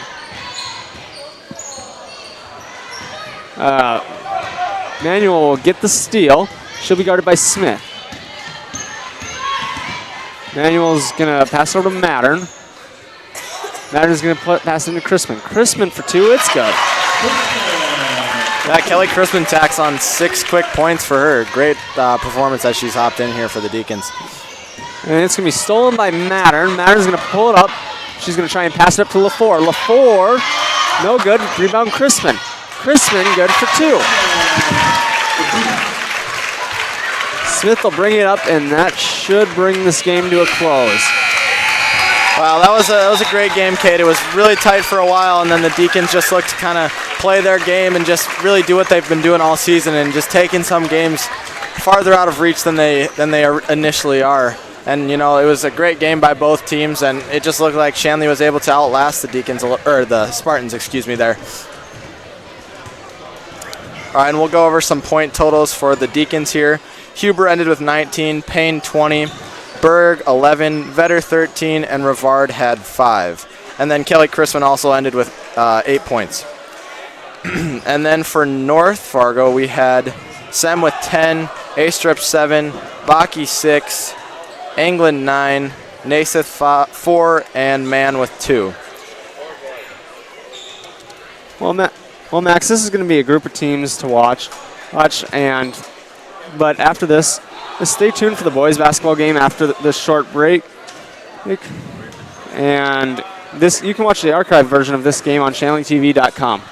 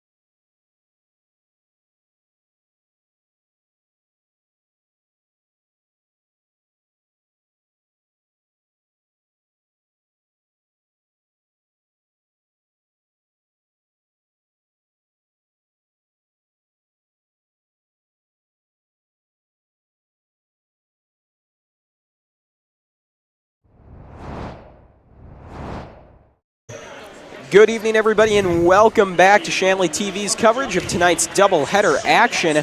Had the girls' game earlier for you as the Lady Deacons took on the Lady Spartans and came away with a 30-point win. Big win for the Shanley girls. Was a pretty close game most of the way through, and then towards the middle part of the second half, Shanley pulled away there, ended up, like I said, with that 30-point win. We've got the boys' game coming up for you, though, here in just a couple minutes, just about ready to start this one off. This should be a pretty good game as well. Shanley comes in with a record of 5-3. North, meanwhile, 2-6. That's good for 5th in the EDC for the Deacons and 8th for Fargo North. So, Kate, tell us, how big is tonight's game going to be in terms of conference standings? Well, the first thing we're going to look at here is Shanley. You're at the 5 seed right now, and that's a tough position to be in. And you want to be in about a 3 seed if you're Shanley, and this game can give you a huge boost. If you're North, you want to have a chance to move up and not have to play in that play-in game to get really into the EDC tournament. And that's something you can get out of this game if you can almost steal a game. Absolutely, Kate. Like you said, for the Deacons, they're a team that I think has the potential to be like a 3rd seed in that tournament. They just haven't quite hit their stride yet. You know, they've got a lot of guys who've been starting for a while. I think the expectations were pretty high this season, and so you could make the argument they're underperforming a little bit right now. But tonight, like you said, is a great opportunity to grab a win in conference play, jump up the standings a little bit. Good win to boost the confidence. Has not been a great go of it lately in conference play. And Kate, how big do you think it's going to be to get Jake Cava going? He's been in a bit of a scoring slump, you know, by his standards. So how big do you think that'll be to get him going tonight? If you can get him going, then the rest of the team can feed off of that and build off of that. One thing that the Deacons have to find, they have to find consistency. They have had multiple different starting lineups lately, and they're trying to find that right mix that just everybody fits together, and they just haven't found that yet. Yeah, absolutely. It seems like Coach Burns hasn't quite figured out his tight starting 5 for this season yet. Like you said, a lot of different combinations. They're still finding their identity, and that's okay, but as we enter this second half of the season more, I think Shanley's really going to kind of have to figure themselves out soon if they want to be in good position for the tournament. One thing as I look at both of these teams, North is really spread out in age group. They've got every grade represented on this roster. As I look at Shanley, they have one player that's not a senior that plays any minutes, real minutes, and so they've got the experience. Yeah, absolutely, Kate. A big experience advantage here for the Deacons. And that kind of adds to the pressure to perform this season. You know, anytime you have a very senior-heavy team, you know that your next year or two might be a bit of a step back. So you kind of want to capitalize on these situations where you're such a veteran-heavy team. And so I think, you know, you put in the boosted expectations for this season, you add in how heavy the senior presence is in the lineup, and I think the pressure has really been on Shanley for most of the season. One last thing, one player you're going to want to watch for tonight for North. Sawyer Kenny, he's about 6'8", biggest player out on the floor tonight, and neither team is very big. He's the one that stands out. He's 6'8". Shanley doesn't have anybody that will play that'll be over 6'5". Yeah, no doubt about it, Kate. Kenny, like you said, 6'8", always a threat for a double-double. Gets a lot of points in the paint, pulls down a lot of rebounds. Got some good guard play, though, too. Look at Hyatt Martineau and Keaton Hogue back there to really make some noise. Martineau especially, you see him carrying the ball up right now for North as we get underway. Hogue with it on the near side. He'll go out to Kenny out top. Kenny going to toss that one over to Critchley. Now in the corner with it is Anderson. Anderson out top again. Ball cycling around here for North. Inside, little move for 2. Won't go from Anderson, but the foul is called. One thing that you just saw in that first possession that surprised me a little bit, Kenny really never stepped inside that three-point line. He's kind of a skinnier guy, and he's trying to use that long body to his advantage on the outside. Definitely something to watch here, Cade. First free throw is good for Blaine Anderson. McKeever with the foul. He's had some foul trouble in recent weeks. Something to watch with the early foul. And the second one, no good. So now the Deacons go to work as Jake Cava will bring this one forward for Shanley. Cava cross half court, throws that one over to Seville. Seville on the far side, now over to Malish. Cody Malish surveys, no one open, still looking, now he's got Cava. Cava tried to get the screen that time for Malish, didn't quite work. Nice feed inside to Seville, who converts for the 2. With it now for Fargo North is Hyatt Martineau. Martineau with Timian on him. Heaves one down court, finds Critchley. Critchley tried to make the quick pass inside to Anderson, but it was intercepted. Deacons doing a nice job covering those passing lanes. Cava with another bullet pass to McKeever. This one won't fall, though, was a little short with it. Hogue brings it forward now for the Spartans. Hogue to Critchley in the corner. Critchley for three. Splash! An early three for the Spartans makes it 4-2. Mason Timian is listed as the point guard of this team, but what you'll notice about this team, everybody will bring the ball up. It's almost like nobody really has a position, and everybody is always playing 1 through 5. Yeah, it's a style of basketball that's paid off for the Deacons in most games. They do a good job keeping the other team on their heels, not sure who's going to be playing that more point guard role on any given possession. Like you said, it's positionless basketball, and that's kind of the way basketball as a whole is moving. You know, you look at the last few years, that's kind of been the trend at all levels. Drive inside here, shot from Hogue is good off the backboard and in. 6-2 now, the lead in favor of the Spartans. Jake Cava has it now for Shanley. Deacons definitely looking to respond on this possession. And now a whistle and a foul appears to be going against Fargo North.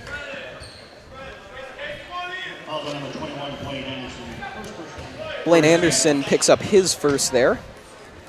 And now Timian has it for the Deacons.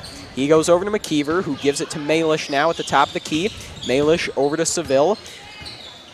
Tight defense there from Martineau. Seville able to get it over to McKeever. His three no good, just off the rim. Great effort there from Anderson to get on that ball. Timian gets to it as well, and so they'll rule a jump ball. Jump ball alternating possessions, so it will stay with Shanley. And it will be Jake Cava inbounding here to Mason Timian. Timian brings it forward now. Quick pass over to Malish. Malish out top to McKeever, who goes right over to Timian, and now to Seville in the near corner. Cam Seville driving in, makes a move in the paint. Double team on him. Got it over to Cava. Cava for three, and ooh, that one well contested by Anderson. Forced him to put it off target there. Ended up going behind the backboard. They're going to say out of bounds on the Spartans there. Cava's going to say it was blocked, and the referees will agree with him. So it will stay Deacon basketball. I think that was a good call. I think Anderson did just get a piece of that one. Still very strong D from Anderson that time. Got to be happy with the way he locked on to Cava. A little move from Timian. Does not get Hogue to bite, but he does dish it inside to McKeever, whose shot won't fall. Rebound now, grabbed by Hogue as he brings it up court with Seville on top of him. Hogue gets it over to Critchley. Critchley on the far side. Quick pass inside to Kenny, and Kenny is blocked. Rebound grabbed by Anderson, though. Kenny out top to Critchley. Wide open three. No good off the rim. A little too strong. Ball loose. Finally brought in by Seville as he drives forward now for the Deacons. Nice step inside. Gets the two, but oh, the foul's a travel, and that will cost Seville the points. Tom Erie checking in early for the Deacons, someone that we thought we might start to see a little bit more of tonight. He's had a pretty good season for the Deacons off the bench. We'll see what he can give the Deacons tonight. Absolutely. His role has only grown as this season has gone on. Martineau gives off over to Hogue. Deacons pressing here. Spartans handling it well so far. Martineau in a bit of trouble there. Able to get that ball off over to Blazik, though, who gives over to Hogue. Hogue with the double team in his face. Now to Martineau. Martineau driving in for two. No good. Nice move, but the finish not there. Timian, bullet pass up to Seville. Moving in, almost unguarded. And he gets the two, making it 6-4 now in favor of Fargo North.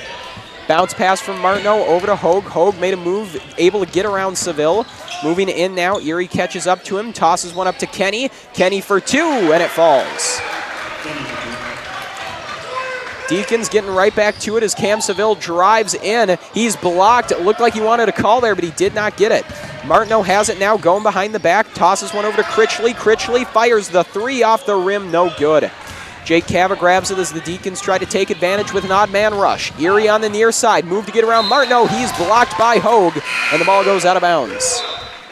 One thing you're seeing a little bit with Kenny underneath, I don't want to say he's getting bullied by Cava, but he's kind of getting pushed around, and that's kind of leaving the rest of the Deacons open for some easy rebounds that maybe would have and should have been offensive rebounds for North. Yeah, Cava, despite the height discrepancy, is doing a very nice job of staying on Kenny and getting in his face. Jake Cava plays a very physical brand of basketball, and I think that's working well against Kenny in the early go of it. You see Kenny using the height there, and Cava's shot does not fall. The rebound grabbed by Malish, but only temporarily as Martineau gets the steal. Martineau trying to take advantage. Timian got in there, but it didn't matter. Martineau got the shot to go. 10-4 now in favor of Fargo North. An excellent start here for the visitors. Seville with it on the near side, goes out to the top of the key over to Timian. Malish going to go back to Timian, now to Seville once again. Deacons cycling outside the arc. Seville tried to drive inside, nowhere to go. Gave it to Cava, now to Timian. Far side three-pointer off the rim. Cava, though, able to tip it over to Malish. That shot clock resets. Malish out top to Timian, now to Seville in the corner. Driving inside, little reach there. And now a foul going to be called against the Spartans.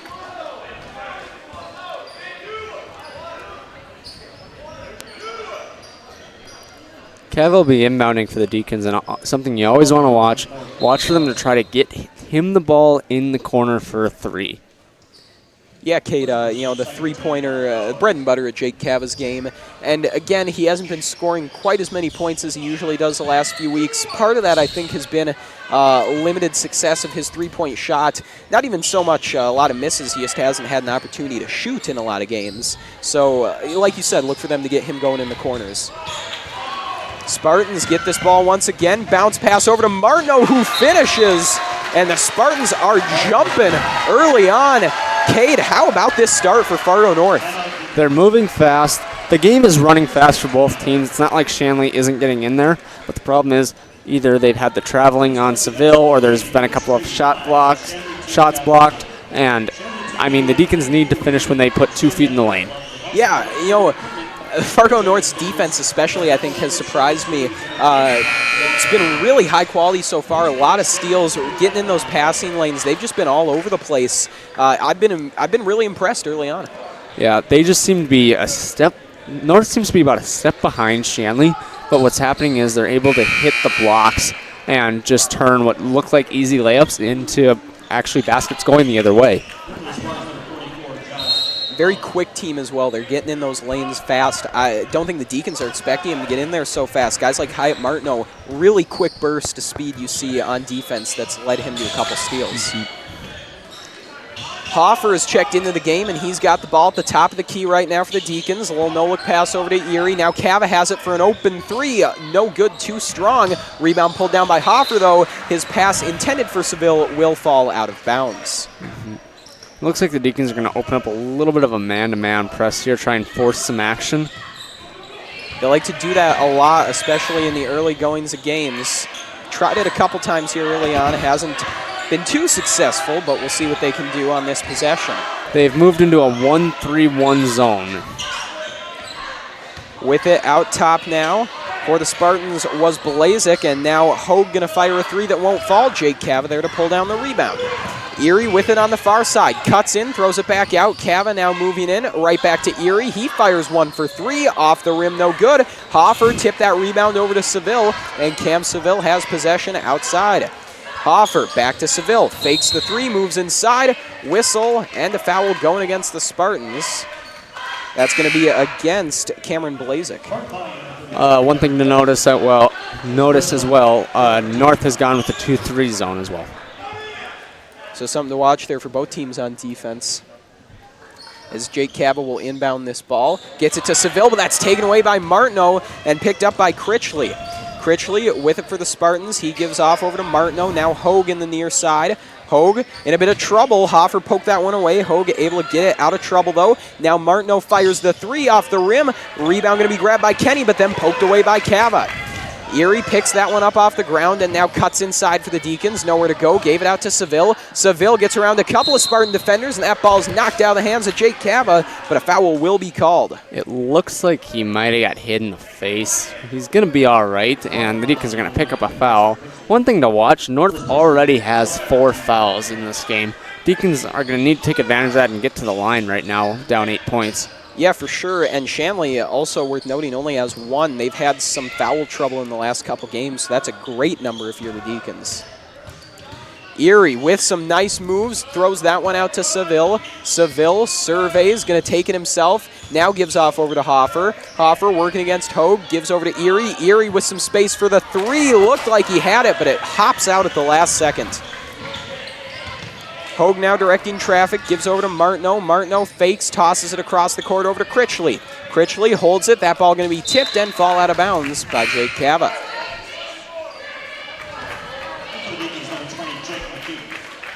Jake McKeever checking into the game now for the Deacons. Martineau to inbound.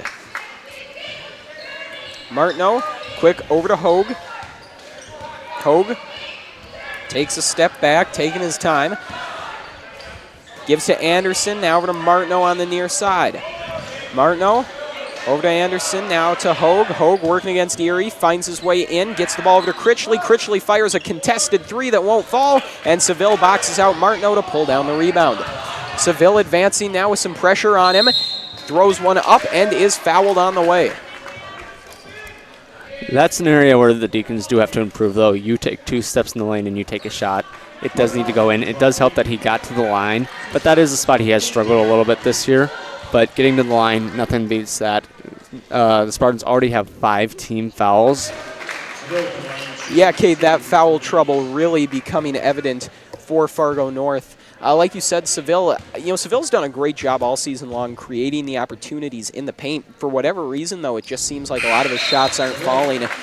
And, to be honest, a lot of it just seems to be luck for him. There's a certain amount of luck in any sport, and he just seems to be a little snake bit when it comes to finishing. In spite of that, though, has still had a couple of great games the last few weeks scoring-wise. Checking in for the Deacons, Braden Bars, a junior, playing some real varsity minutes. A little bit of a surprise for us. We're going to see how he does. He's a good, interesting young player.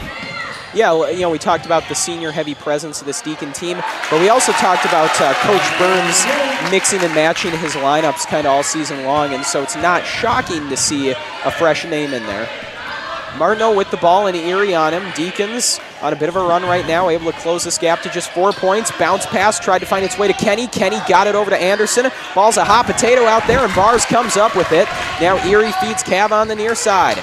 Jake Cava looking, goes out top to Erie. Erie now over to Hoffer. Hoffer back over to McKeever, now to Erie. Erie with an open three off the rim, won't fall. It's going to go out of bounds, though, and it appears we've gone off the Spartans.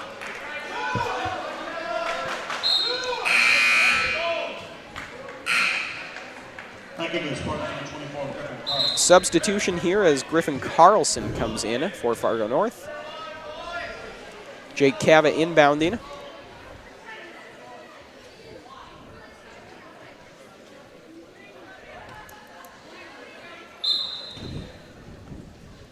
Cava now looking to inbound. Throws it out to Hoffer. Hoffer had to make sure he wasn't going across the half-court line there. He'll give it over to Bars now out top. Bars back to Hoffer in the corner to McKeever. McKeever faked it, worked his way along the baseline, got it over to Cava, and Cava does the rest, closing the gap to just 2 points now. Martineau driving forward with Erie on him. Tight defense here from Erie as Martineau gives over to Carlson. Carlson passes over to Anderson. Martineau gets rejected. Excellent save. That one was headed out of bounds. Somehow kept it alive, though. With it now is Hogue. Hogue faked out a couple of Deacons, got the shot away. It didn't fall. And now it appears a foul is going against the Deacons as Anderson was pulling that rebound down. You're going to get Talon Hoffer there with his first. That's just Shanley's second of the first half with 8:43 left to go. A pretty good number. North, meanwhile, sitting at 5. Inbound quick to Kenny, and oh, man. Kenny roughed up that time by McKeever, and it looks like another foul headed in the direction of Shanley. That is McKeever's second, always the guy that always just seems to be in foul trouble. Well, and you got to watch that with him. Plays a physical style of basketball, and that's the risk you run. Kenny's first free throw attempt, no good, just short. Shanley's on a little bit of a 6-0 run here.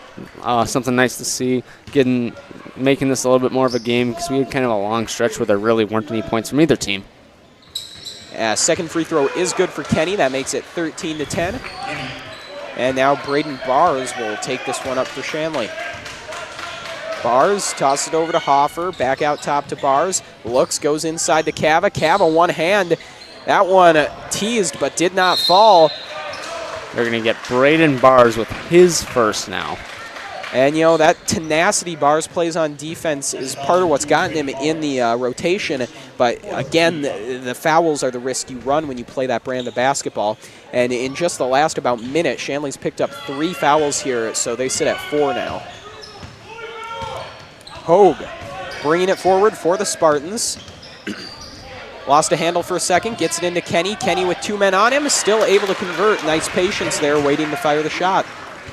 That's one of those nice things about being 6'8", is what they have them listed at. I mean, you can just kind of go up between those 2 guys without very much struggle at all. Bars out to Hoffer, in the corner to Erie, right back to Hoffer. Fast passing here from the Deacons, but not finding many scoring opportunities. Malish pulled that one down, got over to Bars, who goes back to Malish, who goes back to Bars. He cuts inside, bounce pass intended for Erie, ends up out of bounds. 15-10 the score in favor of Fargo North, 7:50 left to play in the first half. Cam Seville checking back in. That's got to be a welcome sight here for Deacon fans. He was having a nice start to the game. Martineau bringing it forward now for the Spartans. He's got Seville on him. He gives that one off over to Critchley, but now a whistle. It's going to be a moving screen on Fargo North. That'll be their 6th foul. And again, that hurts for the Spartans. Like you said, foul number 6, not to mention it kind of kills the momentum there that they had going. Bars taking it up court, throws it over to Seville. Seville out top to Hoffer, now over to Malish, back over to Hoffer, and then to Seville. Seville all the way across over to Malish, thought about the 3, instead gives to Hoffer out top, who goes inside the Seville. 15 seconds on the shot clock as Seville goes over to Malish, and now to Bars on the near side. Bars makes a man miss, gives to Seville. With it is Cava, who tried to get it back to Cam Seville. That ball was poked out of bounds by a Spartan. 8 seconds to work with here for Shanley, and it's actually a foul going against Martineau. And so that's number 7 on Fargo North, and Cam Seville will go to the line shooting 1-1. Megan Holland will turn for the Spartans. Cam Seville to the line for a 1-1. So here's where those fouls are really going to start to hurt North, as Seville's first attempt is no good, so they come away unscathed there. Hogue brings it up court, hands off over to Anderson. Anderson looked inside, instead he's going to hand off to Critchley. Critchley now near side Martineau. Martineau with Cava on him, gets it over to Anderson. Anderson working against Bars, gives off over to Hogue now. Hogue, patient with it, checking his options, makes a nice move, runs into a double team though, got to get out of it, throws it out top to Anderson, who goes over to Critchley. Critchley wanted the 3, takes it inside though, in trouble, gives to Anderson. Anderson in the corner to Martineau. Martineau between the legs, time winding down on the shot clock, and that one's no good off the rim, hits the top of the backboard, and thus is ruled out of bounds. No, they're actually going to call a foul there. The top of the backboard is in bounds, but they're going to call a foul here on North. Very good catch there, Cade. And again, that is going to hurt Fargo North, because that sends a man to the line, shooting 1-1. That'll give Josh Haller his 2nd personal as well. Malish unable to convert, so North happy to not have Shanley hitting on these free throws so far, but you know, it's only a matter of time. You know, you give them enough opportunities and they're going to start hitting them. So really got to ease up on those fouls now with 8 already and still 6:24 left to play, as that 3-pointer's no good from Hogue. Ball tipped in the air, somehow found its way back to Hogue, and he goes back outside. Going to let things calm down a bit. He goes over to Martineau. Martineau, near side. Spartans cycling, Critchley has it, Hogue with it again, still nowhere to go with it. Shanley defense has really clamped down in the last few minutes. Martineau working against Malish, gives back over to Hogue. Hogue against Bars, gets the screen, runs into Seville though. 10 seconds left on the shot clock. Anderson has it near side. Hogue just has to fire the 3. That's no good, off the money. Rebound going to be grabbed by Martineau though. Got to watch out. Cava tips it away. Cava moving in. Throws that one over to Bars. Not sure who that one was intended for. Bars and Malish were both kind of in the same spot, and that hurts for Shanley. An excellent play made by Cava, and it just doesn't work out for him. That was intended for Malish. Bars just ended up in the wrong place at the wrong time. Thought the pass was for him, and ball ends up out of bounds. Yeah, it's tough to blame Bars there because, you know, where he was, it's very easy to see why he would think that was intended for him. That's just kind of a miscommunication that's unfortunate for Shanley here. And old Coach K from Duke saying is 1 on none is the best matchup, or else someone will throw a pass and screw it up. Too many people in the wrong spot. Somebody threw a pass and messed it up. Absolutely, Cade. You'd think those numbers would be great, but that's a great point. 17-10 now in favor of the Spartans as they get a 2 there. Hoffer has it for the Deacons. To Bars, now over to Seville. Seville going to take the 3, and that'll give them some life. Big 3 there for the Deacons. Neither team having really any luck beyond the arc. Deacons not really testing much, though, from three-point range. Hogue working against Bars, gets it over to Carlson on the near side. Carlson out top to Martineau. Martineau now over to Hogue. Hogue inside to Kenny. Kenny in trouble. That ball finds its way to Critchley. Inside now to Martineau. Great patience from Martineau. Shot off the bottom of the backboard. Threw up another one that didn't go. And the Deacons pull down the rebound. Seville moving forward. Fresh off that 3 on the last possession. He'll give off over to Bars. Deacons appear to be trying to set something up here. Seville fires all the way across to Hoffer. Hoffer right back to Seville, spreading out this Spartan defense. Seville drives in, and a foul against Kenny. Excuse me, that appears to be an and 1 for the Deacons. Thought they got Seville on the charge, but they end up calling that one on Kenny. So Cam Seville now has the opportunity to make this a 1-point game. Correction, that foul was called on Carlson. Carlson, excuse me. His second personal, and North is starting to run into some foul trouble here really fast. Yeah, no kidding. That is number 9 for the Spartans as Seville's free throw's no good. Rebound grabbed by Critchley. The Deacons, if they want to, they got to make North pay with these free throws. They've missed 3 in a row now. 2 of them the front ends of one-on-ones. Yeah, it's really been hurting them right now. It could be a really different score for them. It could be a lead right now for Shanley if they were hitting, and something they're going to have to improve upon. Hogue giving off over to Critchley. Gave that one over to Blazik, and now moving in was Blazik. Shot waved off, but a foul called against the Deacons. It's going to be on Cam Seville. And so it's a 2-point lead here for Fargo North with 3:45 left to go. And that is Shanley's 5th foul of the half. Seville's first, as that ball's inbounded to Kenny, and now Blazik with it out top. Blazik over to Hogue. Hogue driving in, working against 3 or 4 Deacons. Somehow got it to fall. Risky play, but it pays off. Cava going to drive forward against Blazik, pulls up. Excellent grab by McKeever there on the pass from Cava. Just got it with one hand, but unable to get the shot to fall. Hogue against Timian. Created some space, but then decided to drive in. And it looks like another foul here going against the Deacons. I think they'll get Timian. So now the Deacons are up to 6 themselves. Every foul after this will be bonus for the Spartans now. Spartans thankful for that. Maybe going to even out some of the foul trouble they put themselves in. Hogue has it now on the near side. Throws over to Kenny. Kenny against McKeever. Spartans cycling. The big man takes the 3 in and out. Deacons with the ball back here. Over 3 minutes left. Just a little over 3. That shot from McKeever doesn't fall. Hoffer in there to grab the rebound, though.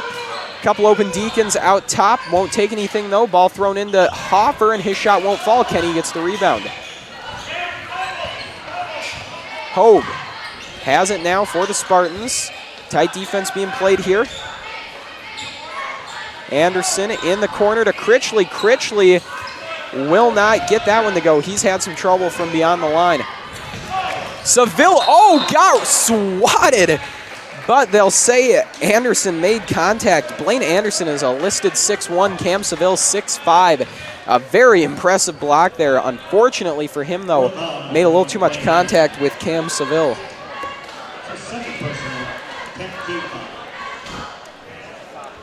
That is Fargo North's 10th team foul, putting the Deacons in the double bonus. Cam Seville right now, he doesn't look comfortable after that hit. Looks a little shaken up after it.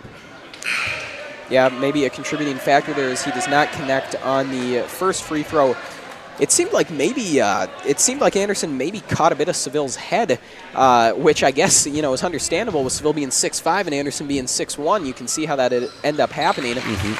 Seville though looks to be in good shape. Like you said, maybe just a little shaken up, always a bit jarring. Either way, he connects on that second free throw. It's now a 3-point game. Martineau over to Hogue on the near side. Hogue out top to Kenny, and Kenny will hand off to Anderson. Anderson tosses that one into Hogue. Looking, Hogue trying to find a man, gonna have to take it himself, throws it up for 2. Shot wouldn't go, but the foul is called. That'll be on Timmy, and that'll be his second, and now both teams will be in bonus for the remainder of the game.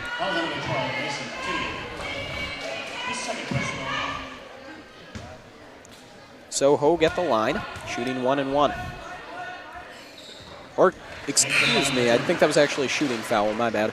So, nonetheless, in the bonus, and now it's a 4-point lead for the Spartans as Hogue hits the first.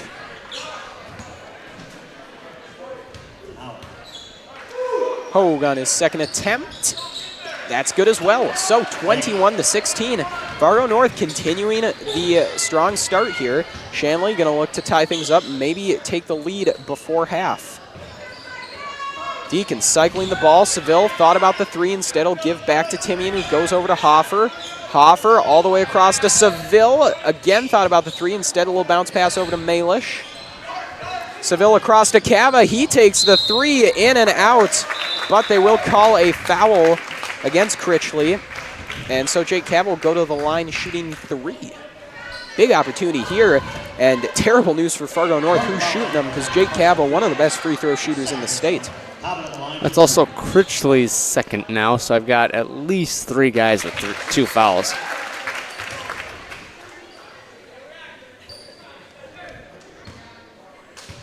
Cava good on his first attempt. Attempt number 2 is good as well.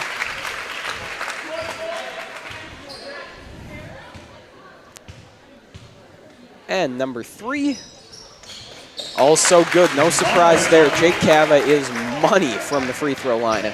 We've seen it time and time again this season. Martineau out top.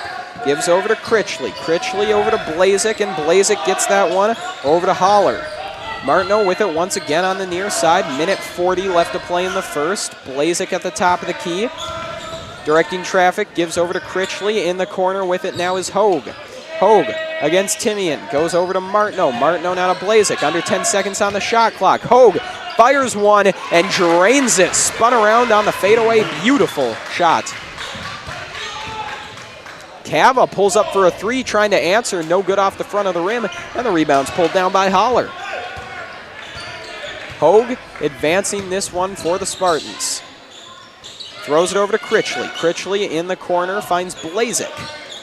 Blazik, nowhere to go with that one. Had to give it over to Martineau and had that one almost intercepted by Jake Cava. Hogue on the near side. Over to Critchley, now in the corner to Martineau. Martineau wanted to go inside to Holler, but no space that time as Hoffer was playing some tight D. 5 seconds left on the shot clock. Hogue has to take this one. No good off the rim. And the rebound grab by Seville. Diving after it that time was Blazik. Did not quite get it. Deacons can't quite run the clock out in the first half here, but they can get it down pretty low. That doesn't appear to be the strategy, though. They're just looking for points, and Seville makes it look easy. So the shot clock turns off. 20 seconds left to go in the first half. Spartans have the opportunity to take the last shot. If I'm Fargo North, I'm not rushing anything. It would be big to just take the lead into half here. Martineau with it. Spartans seem like they're just going to burn some clock here and then take a shot. Hogue pulls up for the 3 off the rim. No good. Tipped out to Blazik, though. Time running out. Gets one off. No good.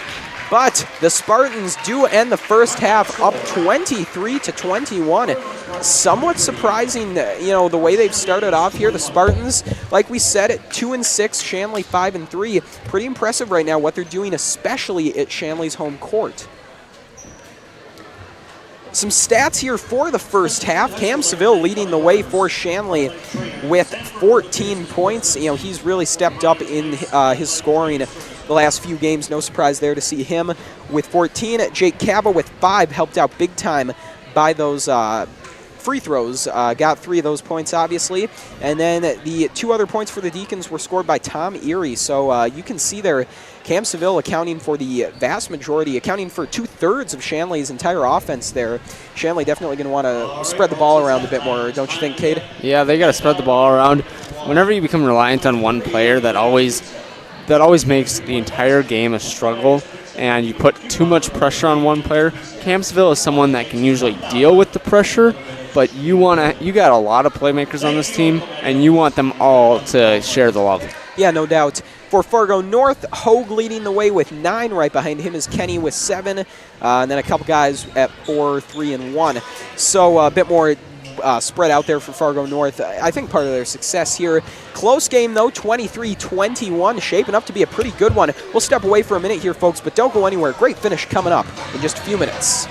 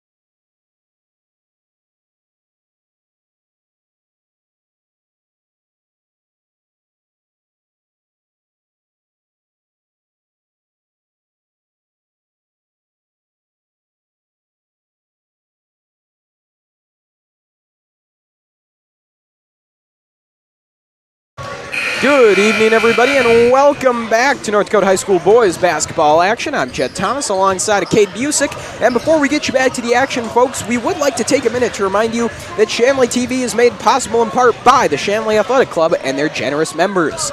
Check out their website today at shanleyathletic.com to learn how your membership contributes to Shanley TV, the Deacon Den, and many other student-athlete needs.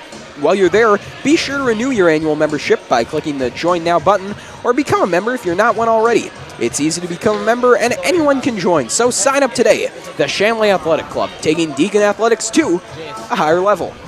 So, getting back to the game at hand, it is a 23-21 lead in favor of Fargo North. Cade, as we're about ready to start the second half, what do you think the key is going to be for Shanley to take the lead here and come away with the win? And on the flip side, for North to hold on to this lead and come out with an upset win? Well, North kind of has a little bit of a dilemma here. Their problem is they are being successful running the floor, but that's getting them into foul trouble as well. Shanley, what I think they do well, they just got to attack North and make them foul.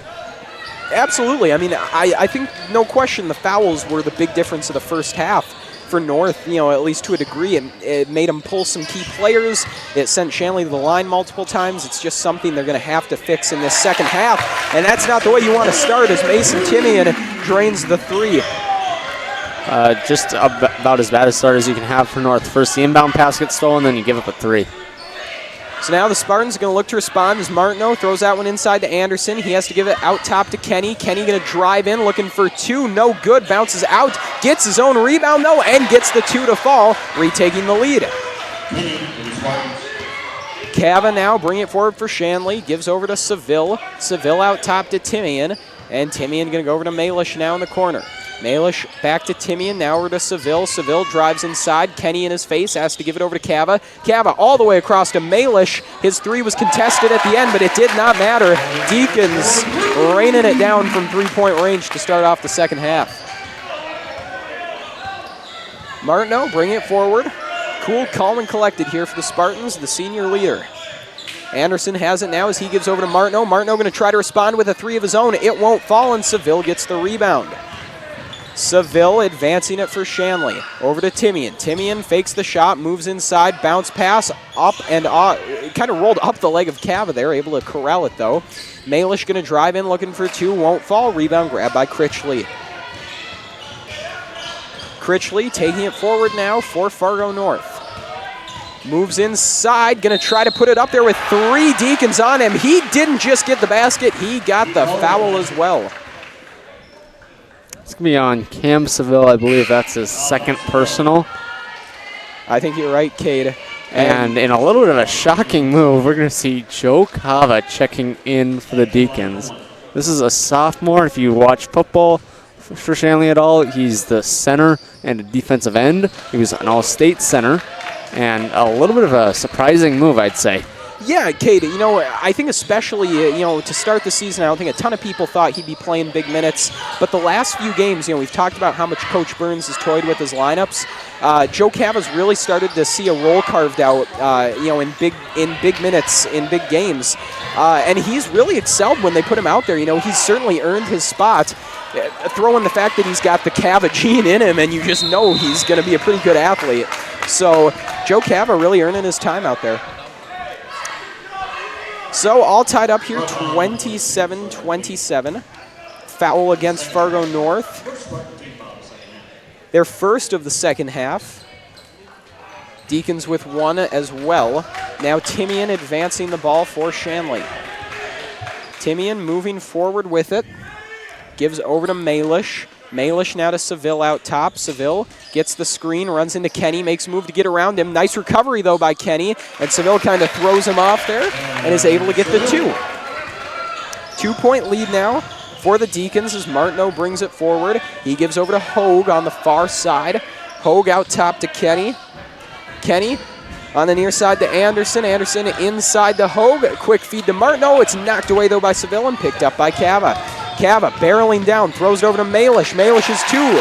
Falls easily. 31-27, the Deacons with their first lead, I think, of the game. Yeah, that's their first lead of the game. And that's, somewhat surprising to say. Fargo North, though, got to try to get this back here. don't want to let the Deacons get on a run. Kenny threw one up for two, was fouled, and so he will go to the line.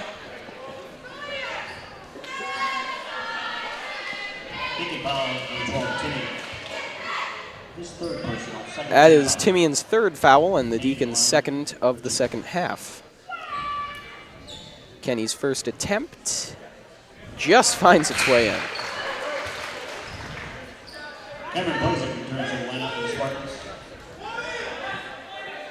Blazik checking in now for the Spartans. Kenny going to try to make this a two-point game. In and out. Tough break there. And so the Deacons get the ball back with a three-point lead. Timian over to Cava. Cava gets the screen from his brother, pulls up for two. Off the rim, no good. Hogue with it now for Fargo North. In the paint, pulls up at the free throw line, and that's no good, off the rim. Both teams trade misses here as Cava's pass intended for Seville, broken up by Kenny, but Seville smartly doesn't chase it, lets it go out of bounds.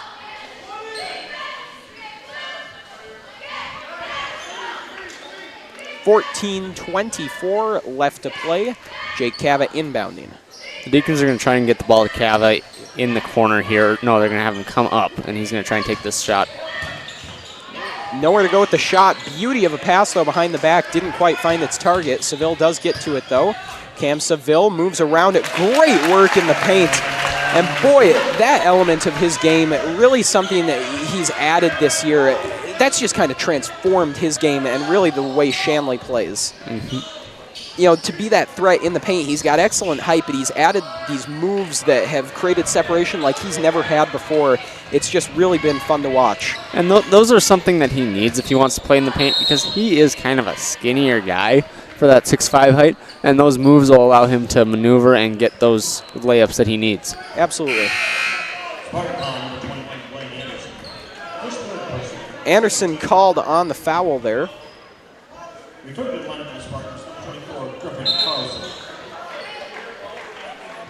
Fargo North second of the second half. Jake Cava inbounding now, trying to find Joe Cava, and that ball is knocked right back out of bounds by Blazik. So Cava will go right back to inbounding here. Surveys, a little bounce pass over to his brother. There's the connection. Cava to Cava, gotta love it. And now Spartans forced to take a timeout here. So a great start to this game for Fargo North. All of a sudden down 7. Cade, you know, if you're Fargo North, how you got to respond here? What do you have to do to get yourself back in this one? If you're Fargo North, you're saying we're not worrying about fouls, we're running the floor, because that's what we did well early, and that's how we got the lead. I mean, you can't worry about fouls right now. I mean, in reality, you are the lesser team of the two, so you got to do what you play best to give yourself the best chance. Right, you know, record-wise, they come into it, you know, at that 8th spot in the EDC. I think Shanley favored coming in 5-3 with North 2-6, but North, you know, if nothing else, absolutely proving tonight that they can play with the best of them. And, you know, they just have to, the big thing would be if they can prove they can't just play with the best of them, they can beat them as well. And that's going to be the goal here. Down 7, certainly not an impossible lead to, impossible deficit, to come back from. Not at all, but now you have to perform, and there isn't that little cushion that we had before. Absolutely. Kenny working his way on the paint, gets blocked by Cava. Joe Cava swats that one out of bounds. Excellent play. Cava checking in at only about 5'10", working against the 6'8" Kenny. Does a nice job catching Kenny before he uses those long arms to get the ball out of reach. Martineau tosses it to Hogue on the near corner. Hogue out to Blazik. Blazik now working against Malish, gives it right back to Hogue. Under 10 on the shot clock. Hogue driving in, has that one poked away by Cava and picked up by Timian. Timian moving forward, gives it to Jake Cava. Cava behind the back to Malish. Malish for 3, no good. Cava wide open though to put it home. Beautiful pass there, we'll call that. Absolutely, give him credit for the assist. Martineau bringing it forward here for Fargo North. Spartans hoping that timeout would settle things down. It so far hasn't been the result. Just some points here, though, would be real good for them to give them a little bit of confidence moving forward. Blazik pulls up for 2, just off. That going off the back of the rim. Cam Seville carries forward now for the Deacons, and I think they'll get him for the charge there. That'll be his 3rd.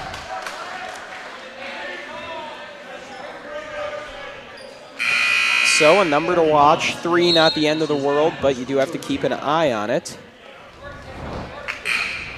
9-point lead here for the Deacons. That's their 3rd foul of the half. Cam will take a seat with that 3rd foul. Don't want him to be in foul trouble if the game gets to the point where you need him to make a play. Absolutely, he's been their, he's been their #1 scoring threat. You got the 9-point lead. May as well see what you can do without him and not risk picking up a foul if you don't need to. Hogue went inside, nowhere to go with it. Able to get that one over to Holler though. They're going to call him for traveling there. And so that'll turn the ball over to the Deacons. So just like that, North was able to draw the foul, but unable to capitalize, and they turn it over. So Timian advancing this one for Shanley. He goes over to Malish, now to Erie on the near side. Erie out top to Timian. Shot for 3 off the rim, no good. Cava gets the rebound though. He can't put it home. Erie in trouble. 2-3 guys on him. Cava open for 3. Off the rim, won't fall. Joe Cava gets the rebound, and the foul going against the Spartans, I believe. No, it's That's the going to go against Joe Cava. And so Joe Cava picks up the foul there, and that is Shanley's 4th here of the second half. Got to give credit to Fargo North. They have really turned things around in the foul department. But at the same time, scoreboard-wise, points-wise, they have really fallen behind. So you almost wonder if holding back on the fouls has affected their ability to put up points. Interesting to think about. Bit of a paradox here. I don't know if that's the problem or if it's that the fouls, the physical play that the fouls produce was stopping Shanley from scoring. Right, absolutely. And it really helped that Shanley had such a hard time hitting on their free throws in the first half. So certainly some factors to consider as Cava pokes that ball away, and Critchley gets on top of it for the Spartans. Martineau has it now at the top of the key, got the screen, fires the 3. It's short off the rim. Rebound pulled down by Anderson, though. Gives over to Hogue. Hogue for 3. Joe Cava got over there to try and contest it. Hogue could not connect. Cava over to Erie. Erie then in the corner to Malish. Malish looking, bounce pass over to Hoffer. Hoffer now to Joe Cava, near side, over to Erie. Erie along the baseline, nice moves, gets it over to Hoffer. Hoffer back to Malish. Malish inside for 2. He's blocked, but the foul will be called against the Spartans. So that'll send Malish to the line. Let's see if he can get these points and make the Spartans start to pay for these fouls that they've had all game.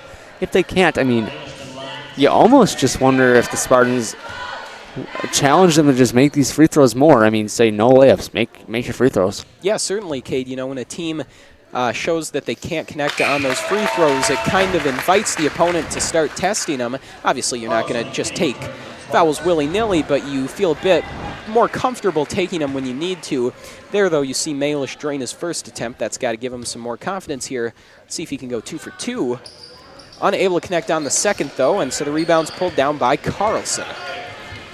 Martineau moving it forward. 11 minutes left to go here in the game. Martineau against Cava. Looking, goes inside. Nice little pass to Kenny. Kenny works his way in, gets it to fall, but stepped out of bounds. That's a tough break for the Spartans.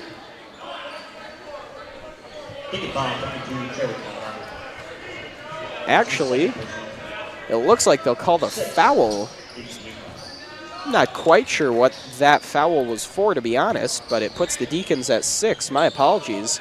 Missed that one. I think they called a push, saying they pushed Kenny out instead of... Okay. That'd make a bit more sense here. And now we got another whistle and a foul going against North. So that puts North at 4, Shanley at 6, and it's a 10-point lead for the Deacons. Kenny picked up his 3rd there, a number to watch. Cava tosses that one over to Hoffer, who goes to Malish out top. Malish over to Joe Cava, now to Jake Cava. Cava moving in, lost control of that one, able to get back on it though. Jake Cava, one-arm pass to Joe Cava. Thought about shooting, thought about passing, couldn't decide and lost it. But a travel goes against Sawyer Kenny, and that turns the ball right back over. And, that's kind of been the story of the second half for North. Every time the Deacons give them an opportunity, they seem to give it right back. And that's a big reason why they're not scoring right now. Jake Cava driving in, hands it off over to Hoffer. Hoffer lost control. Ooh. They're going to call him for a charge. That's the Deacons' 7th, but it won't be shooting. The North won't be shooting because that was offensive. Right. Still, though, don't want to pick up that 7th. Especially offensive. Just never want to put yourself, you never want to put the other team in the bonus, with an offensive foul. It just doesn't feel great. North, meanwhile, though, really want to capitalize on this situation right now. Play aggressive, make them, reach in there and try to steal that ball away. Martineau with it on the near side. Cava right on top of him. Martineau wheels around, throws it over to Carlson. Carlson goes right back to Martineau. Thought about the 3, cuts it inside, nowhere to go. So he hands off to Hogue. Hogue over to Blazik on the near side. Blazik back to Hogue.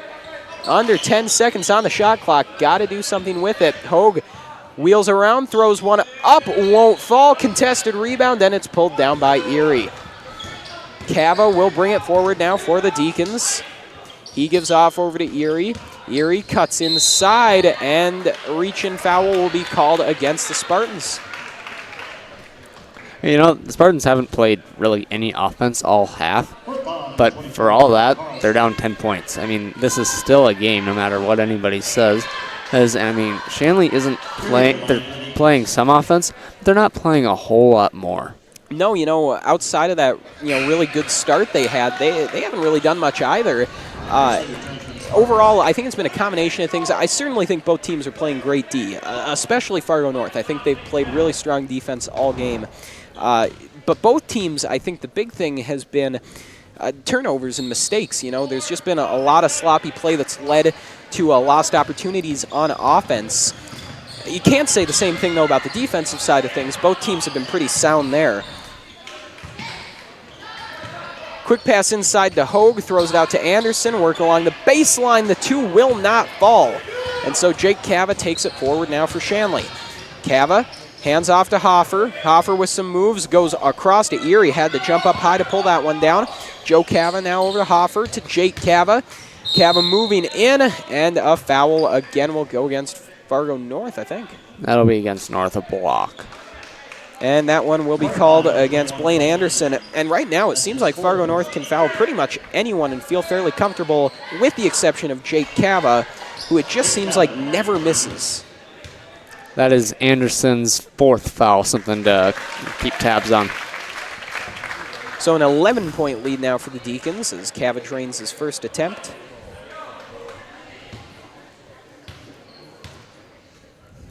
And the second is good as well. And that's just, demoralizing, Cade. When you send a guy to the line and he's just so automatic, it is just tough to deal with, when you're Fargo North. You send Jake Cava to the line and you know pretty much before he starts shooting that he's probably going to hit both of them. Mm-hmm.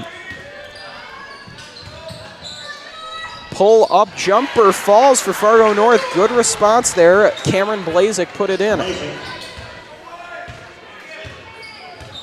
Cava throws it over to Erie now. Erie with a cut, gives it back to Hoffer. Now to Malish out top. Now over to Cava. Cava makes a man miss, pulls up for 2 off the rim, and the rebound pulled down by Anderson. Hogue takes it forward now for Fargo North. Driving inside, and looks like a foul against the Deacons. It'll be 1-1 for North.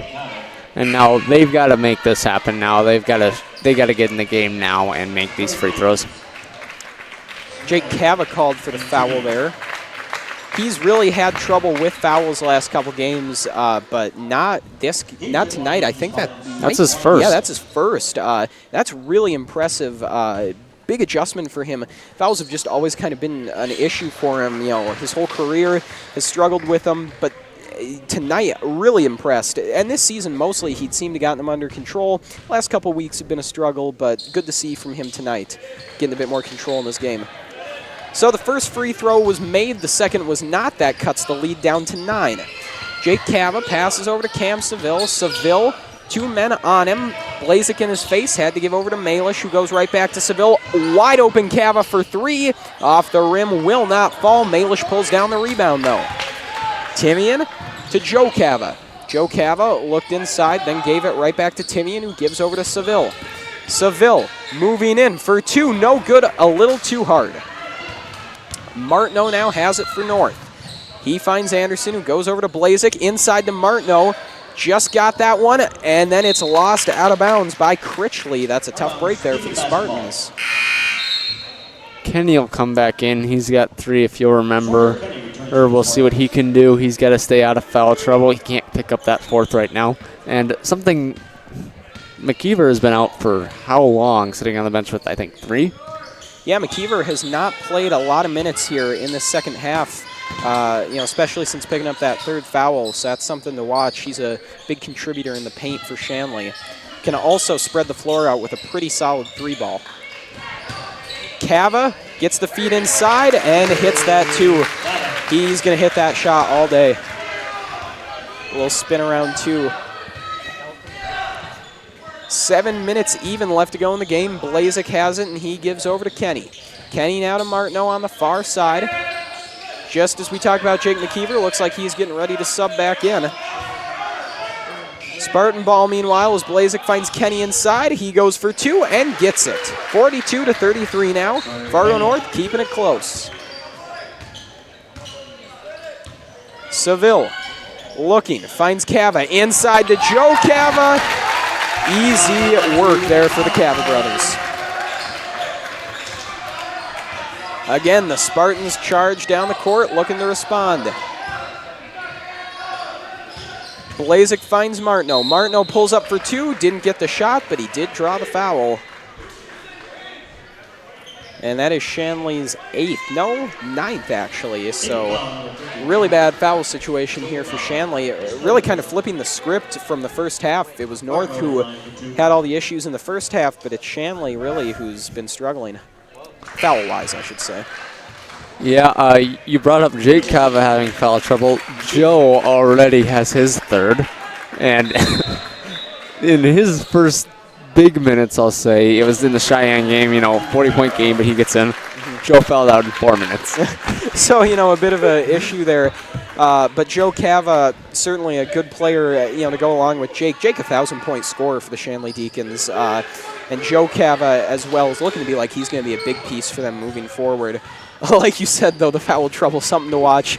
We talk about Jake not having that issue right now. Maybe it's kind of transferred over to Joe. Still, though, a really positive impact he had in those minutes here in this game.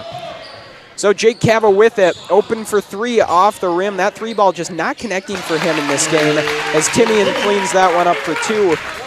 He's done a lot of good in other departments, though. He's been finding a lot of open guys for some quick 2s. He's been hitting some good 2-point field goals himself. So just because that one facet of his game isn't quite up to its usual standards, that does not mean the rest of it isn't firing on all cylinders, as that 3 is in and out. And the rebound pulled down by the Deacons as McKeever hands it off to Seville. Seville moving forward, 5:30 on the clock. Bars has it in the far corner, cutting in. Finds Seville wide open, but before that pass could connect, the foul was called. Bars is going to go to the line shooting 1-on-1. He can, kind of prove his worth now, make these, and show us something. Absolutely.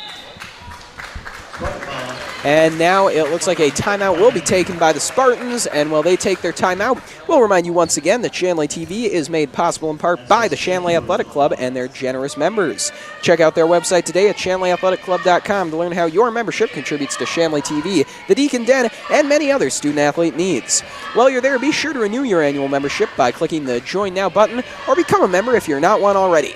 It's easy to become a member, and anyone can join. So sign up today, the Shanley Athletic Club, taking Deacon Athletics to a higher level.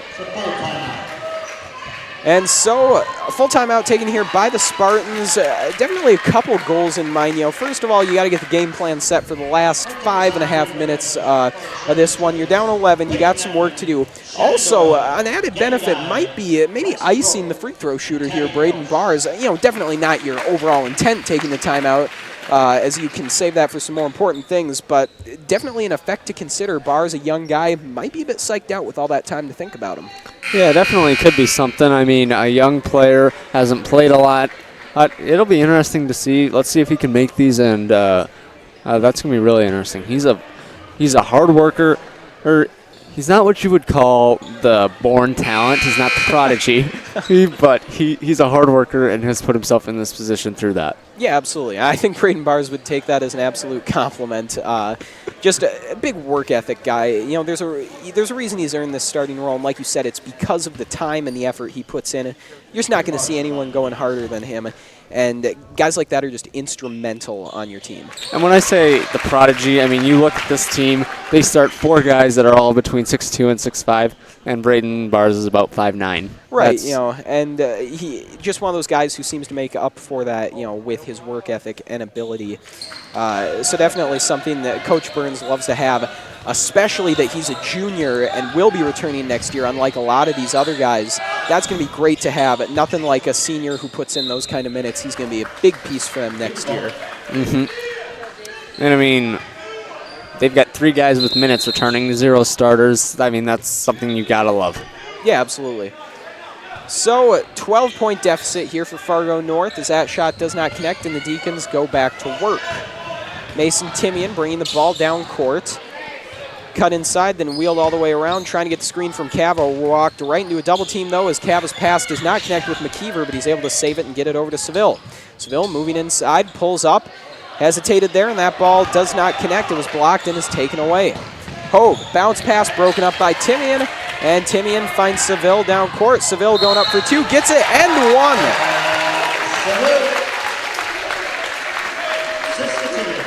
49-35, 14-point lead with a chance to make it 15, pending the free throw from Cam Seville. We're seeing a little bit of North trying to run the ball there. I mean that tough ending there. Mason got a good steal, and I mean, it's just been a tough second half for this Spartan team. Absolutely, you know, not quite what they were hoping for, but still, you know, it's a 15-point game. That's a big deficit, but it's never felt like it's gotten out of hand, I'd say. They've done a good job at keeping this thing tight. Reminds me a lot of the girls' game. I mean, close game, but then it just seemed like in the second half it was 1 point added to the lead here, another point there, and slowly it just got out of hand. North not letting this one get out of hand, though, with that quick 2, keeping themselves in it, but a foul going to be called.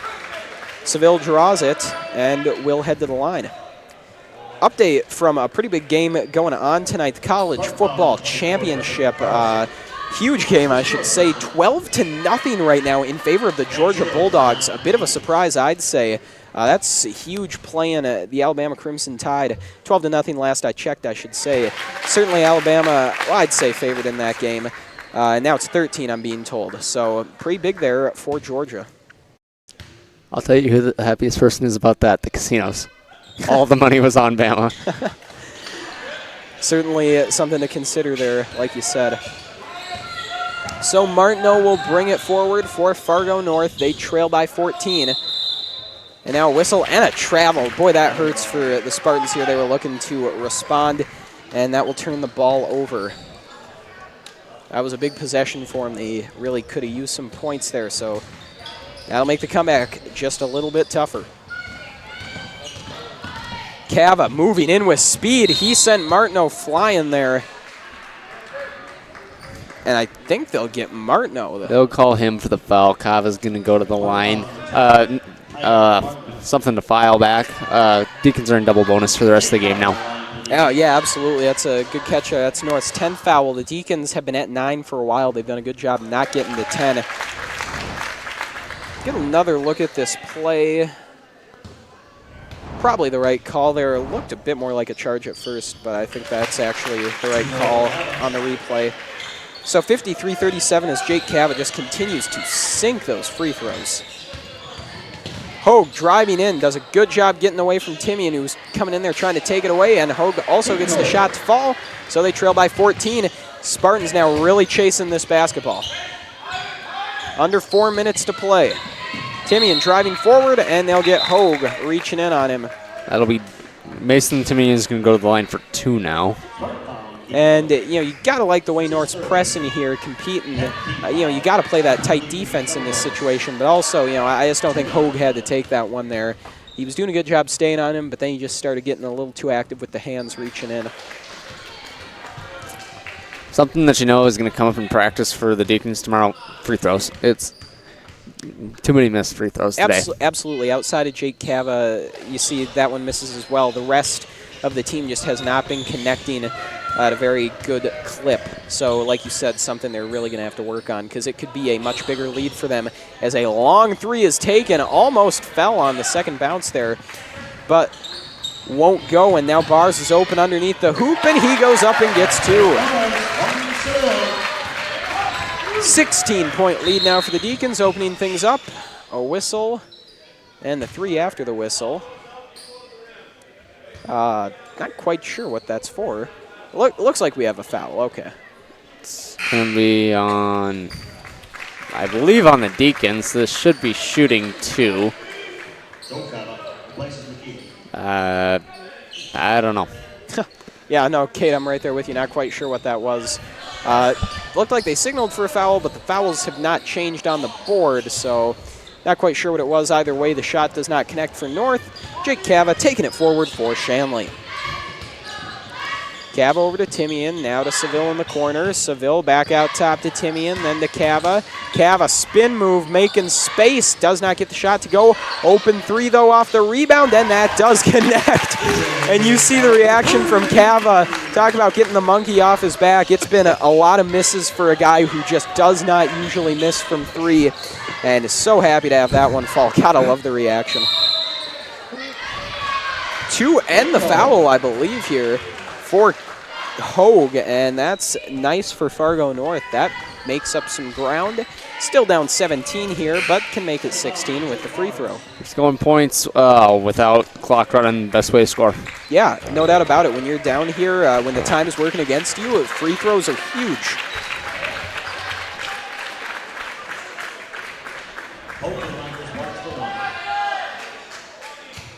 So Hogue looking to complete the three-point play.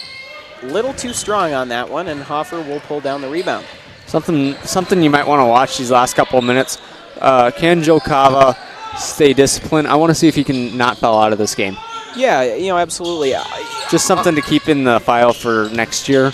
Yeah, and, honestly, outside of the fouls, his game has been really strong.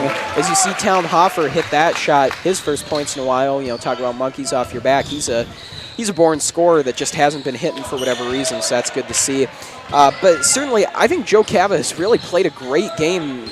Most games he gets in, it's everything but the fouls, and being such a young player, I think that's a good problem to have if you're a coach, because that's a very teachable thing.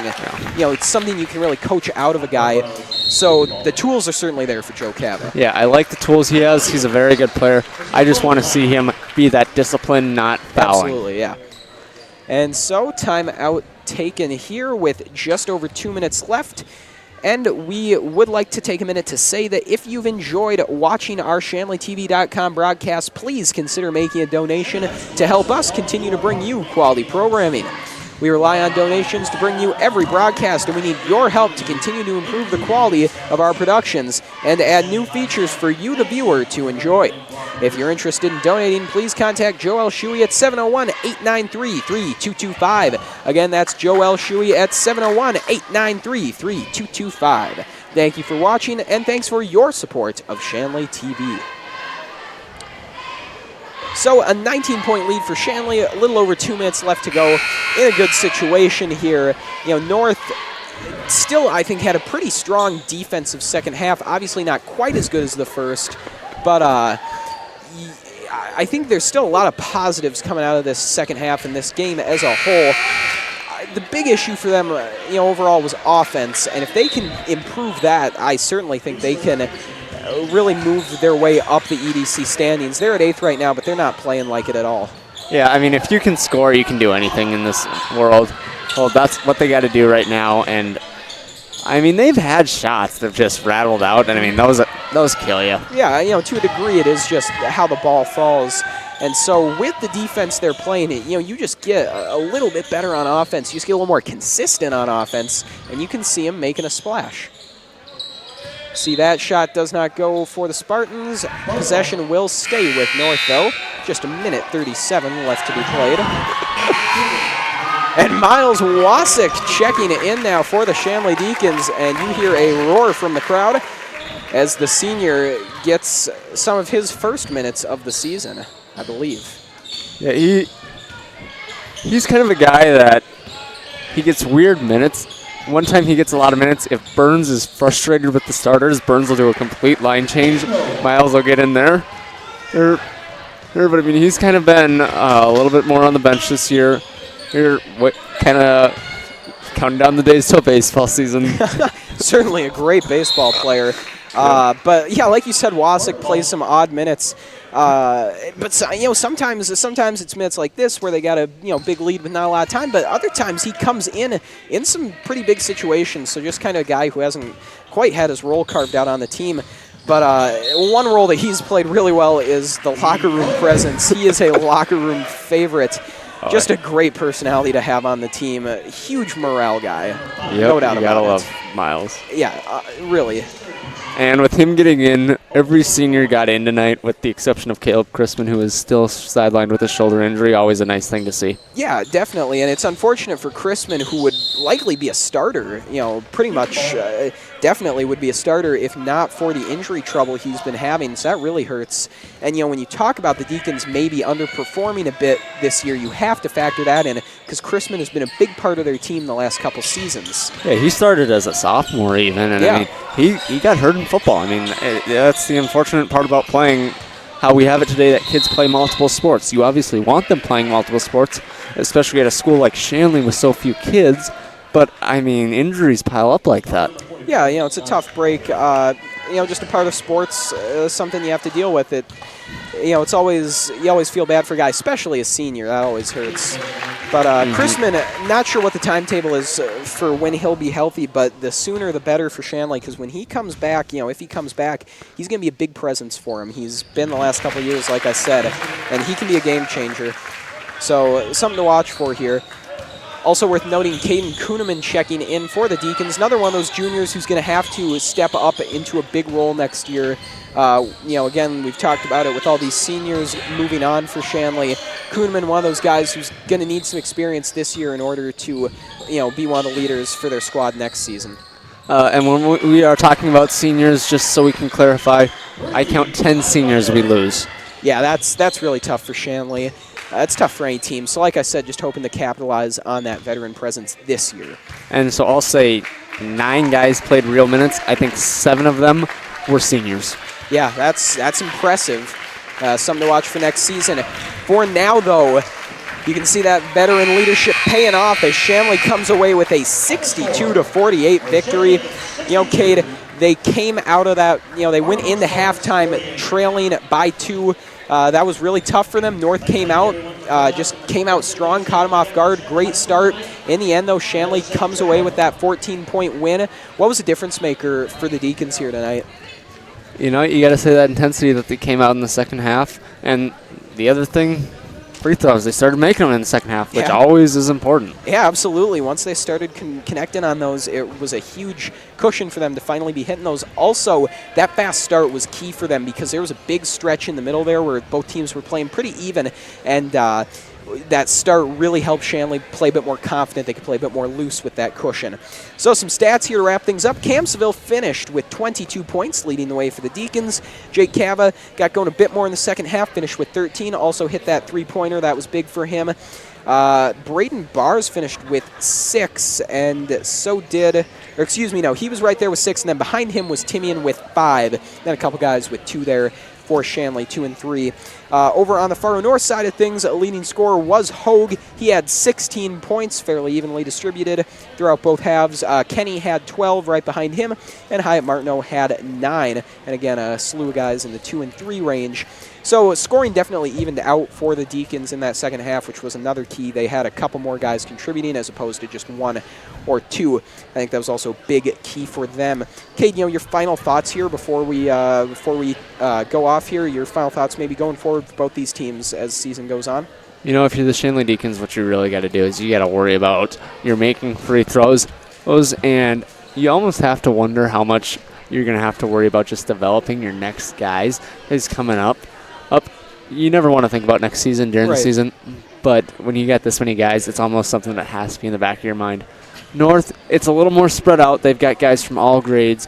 You just got to keep making sure everybody's working hard and everybody's kind of trying to build on that tradition and getting ready for both this year, but also working toward next year as well. Yeah, absolutely. In a good position in that sense. So some things to consider going forward. For tonight, though, for Kate Busick and for our entire crew, I'm Jed Thomas. Your final score from Fargo: Shanley Deacons 62, Fargo North Spartans 48. To watch the archive version of this entire game and our other broadcasts, go to ShanleyTV.com.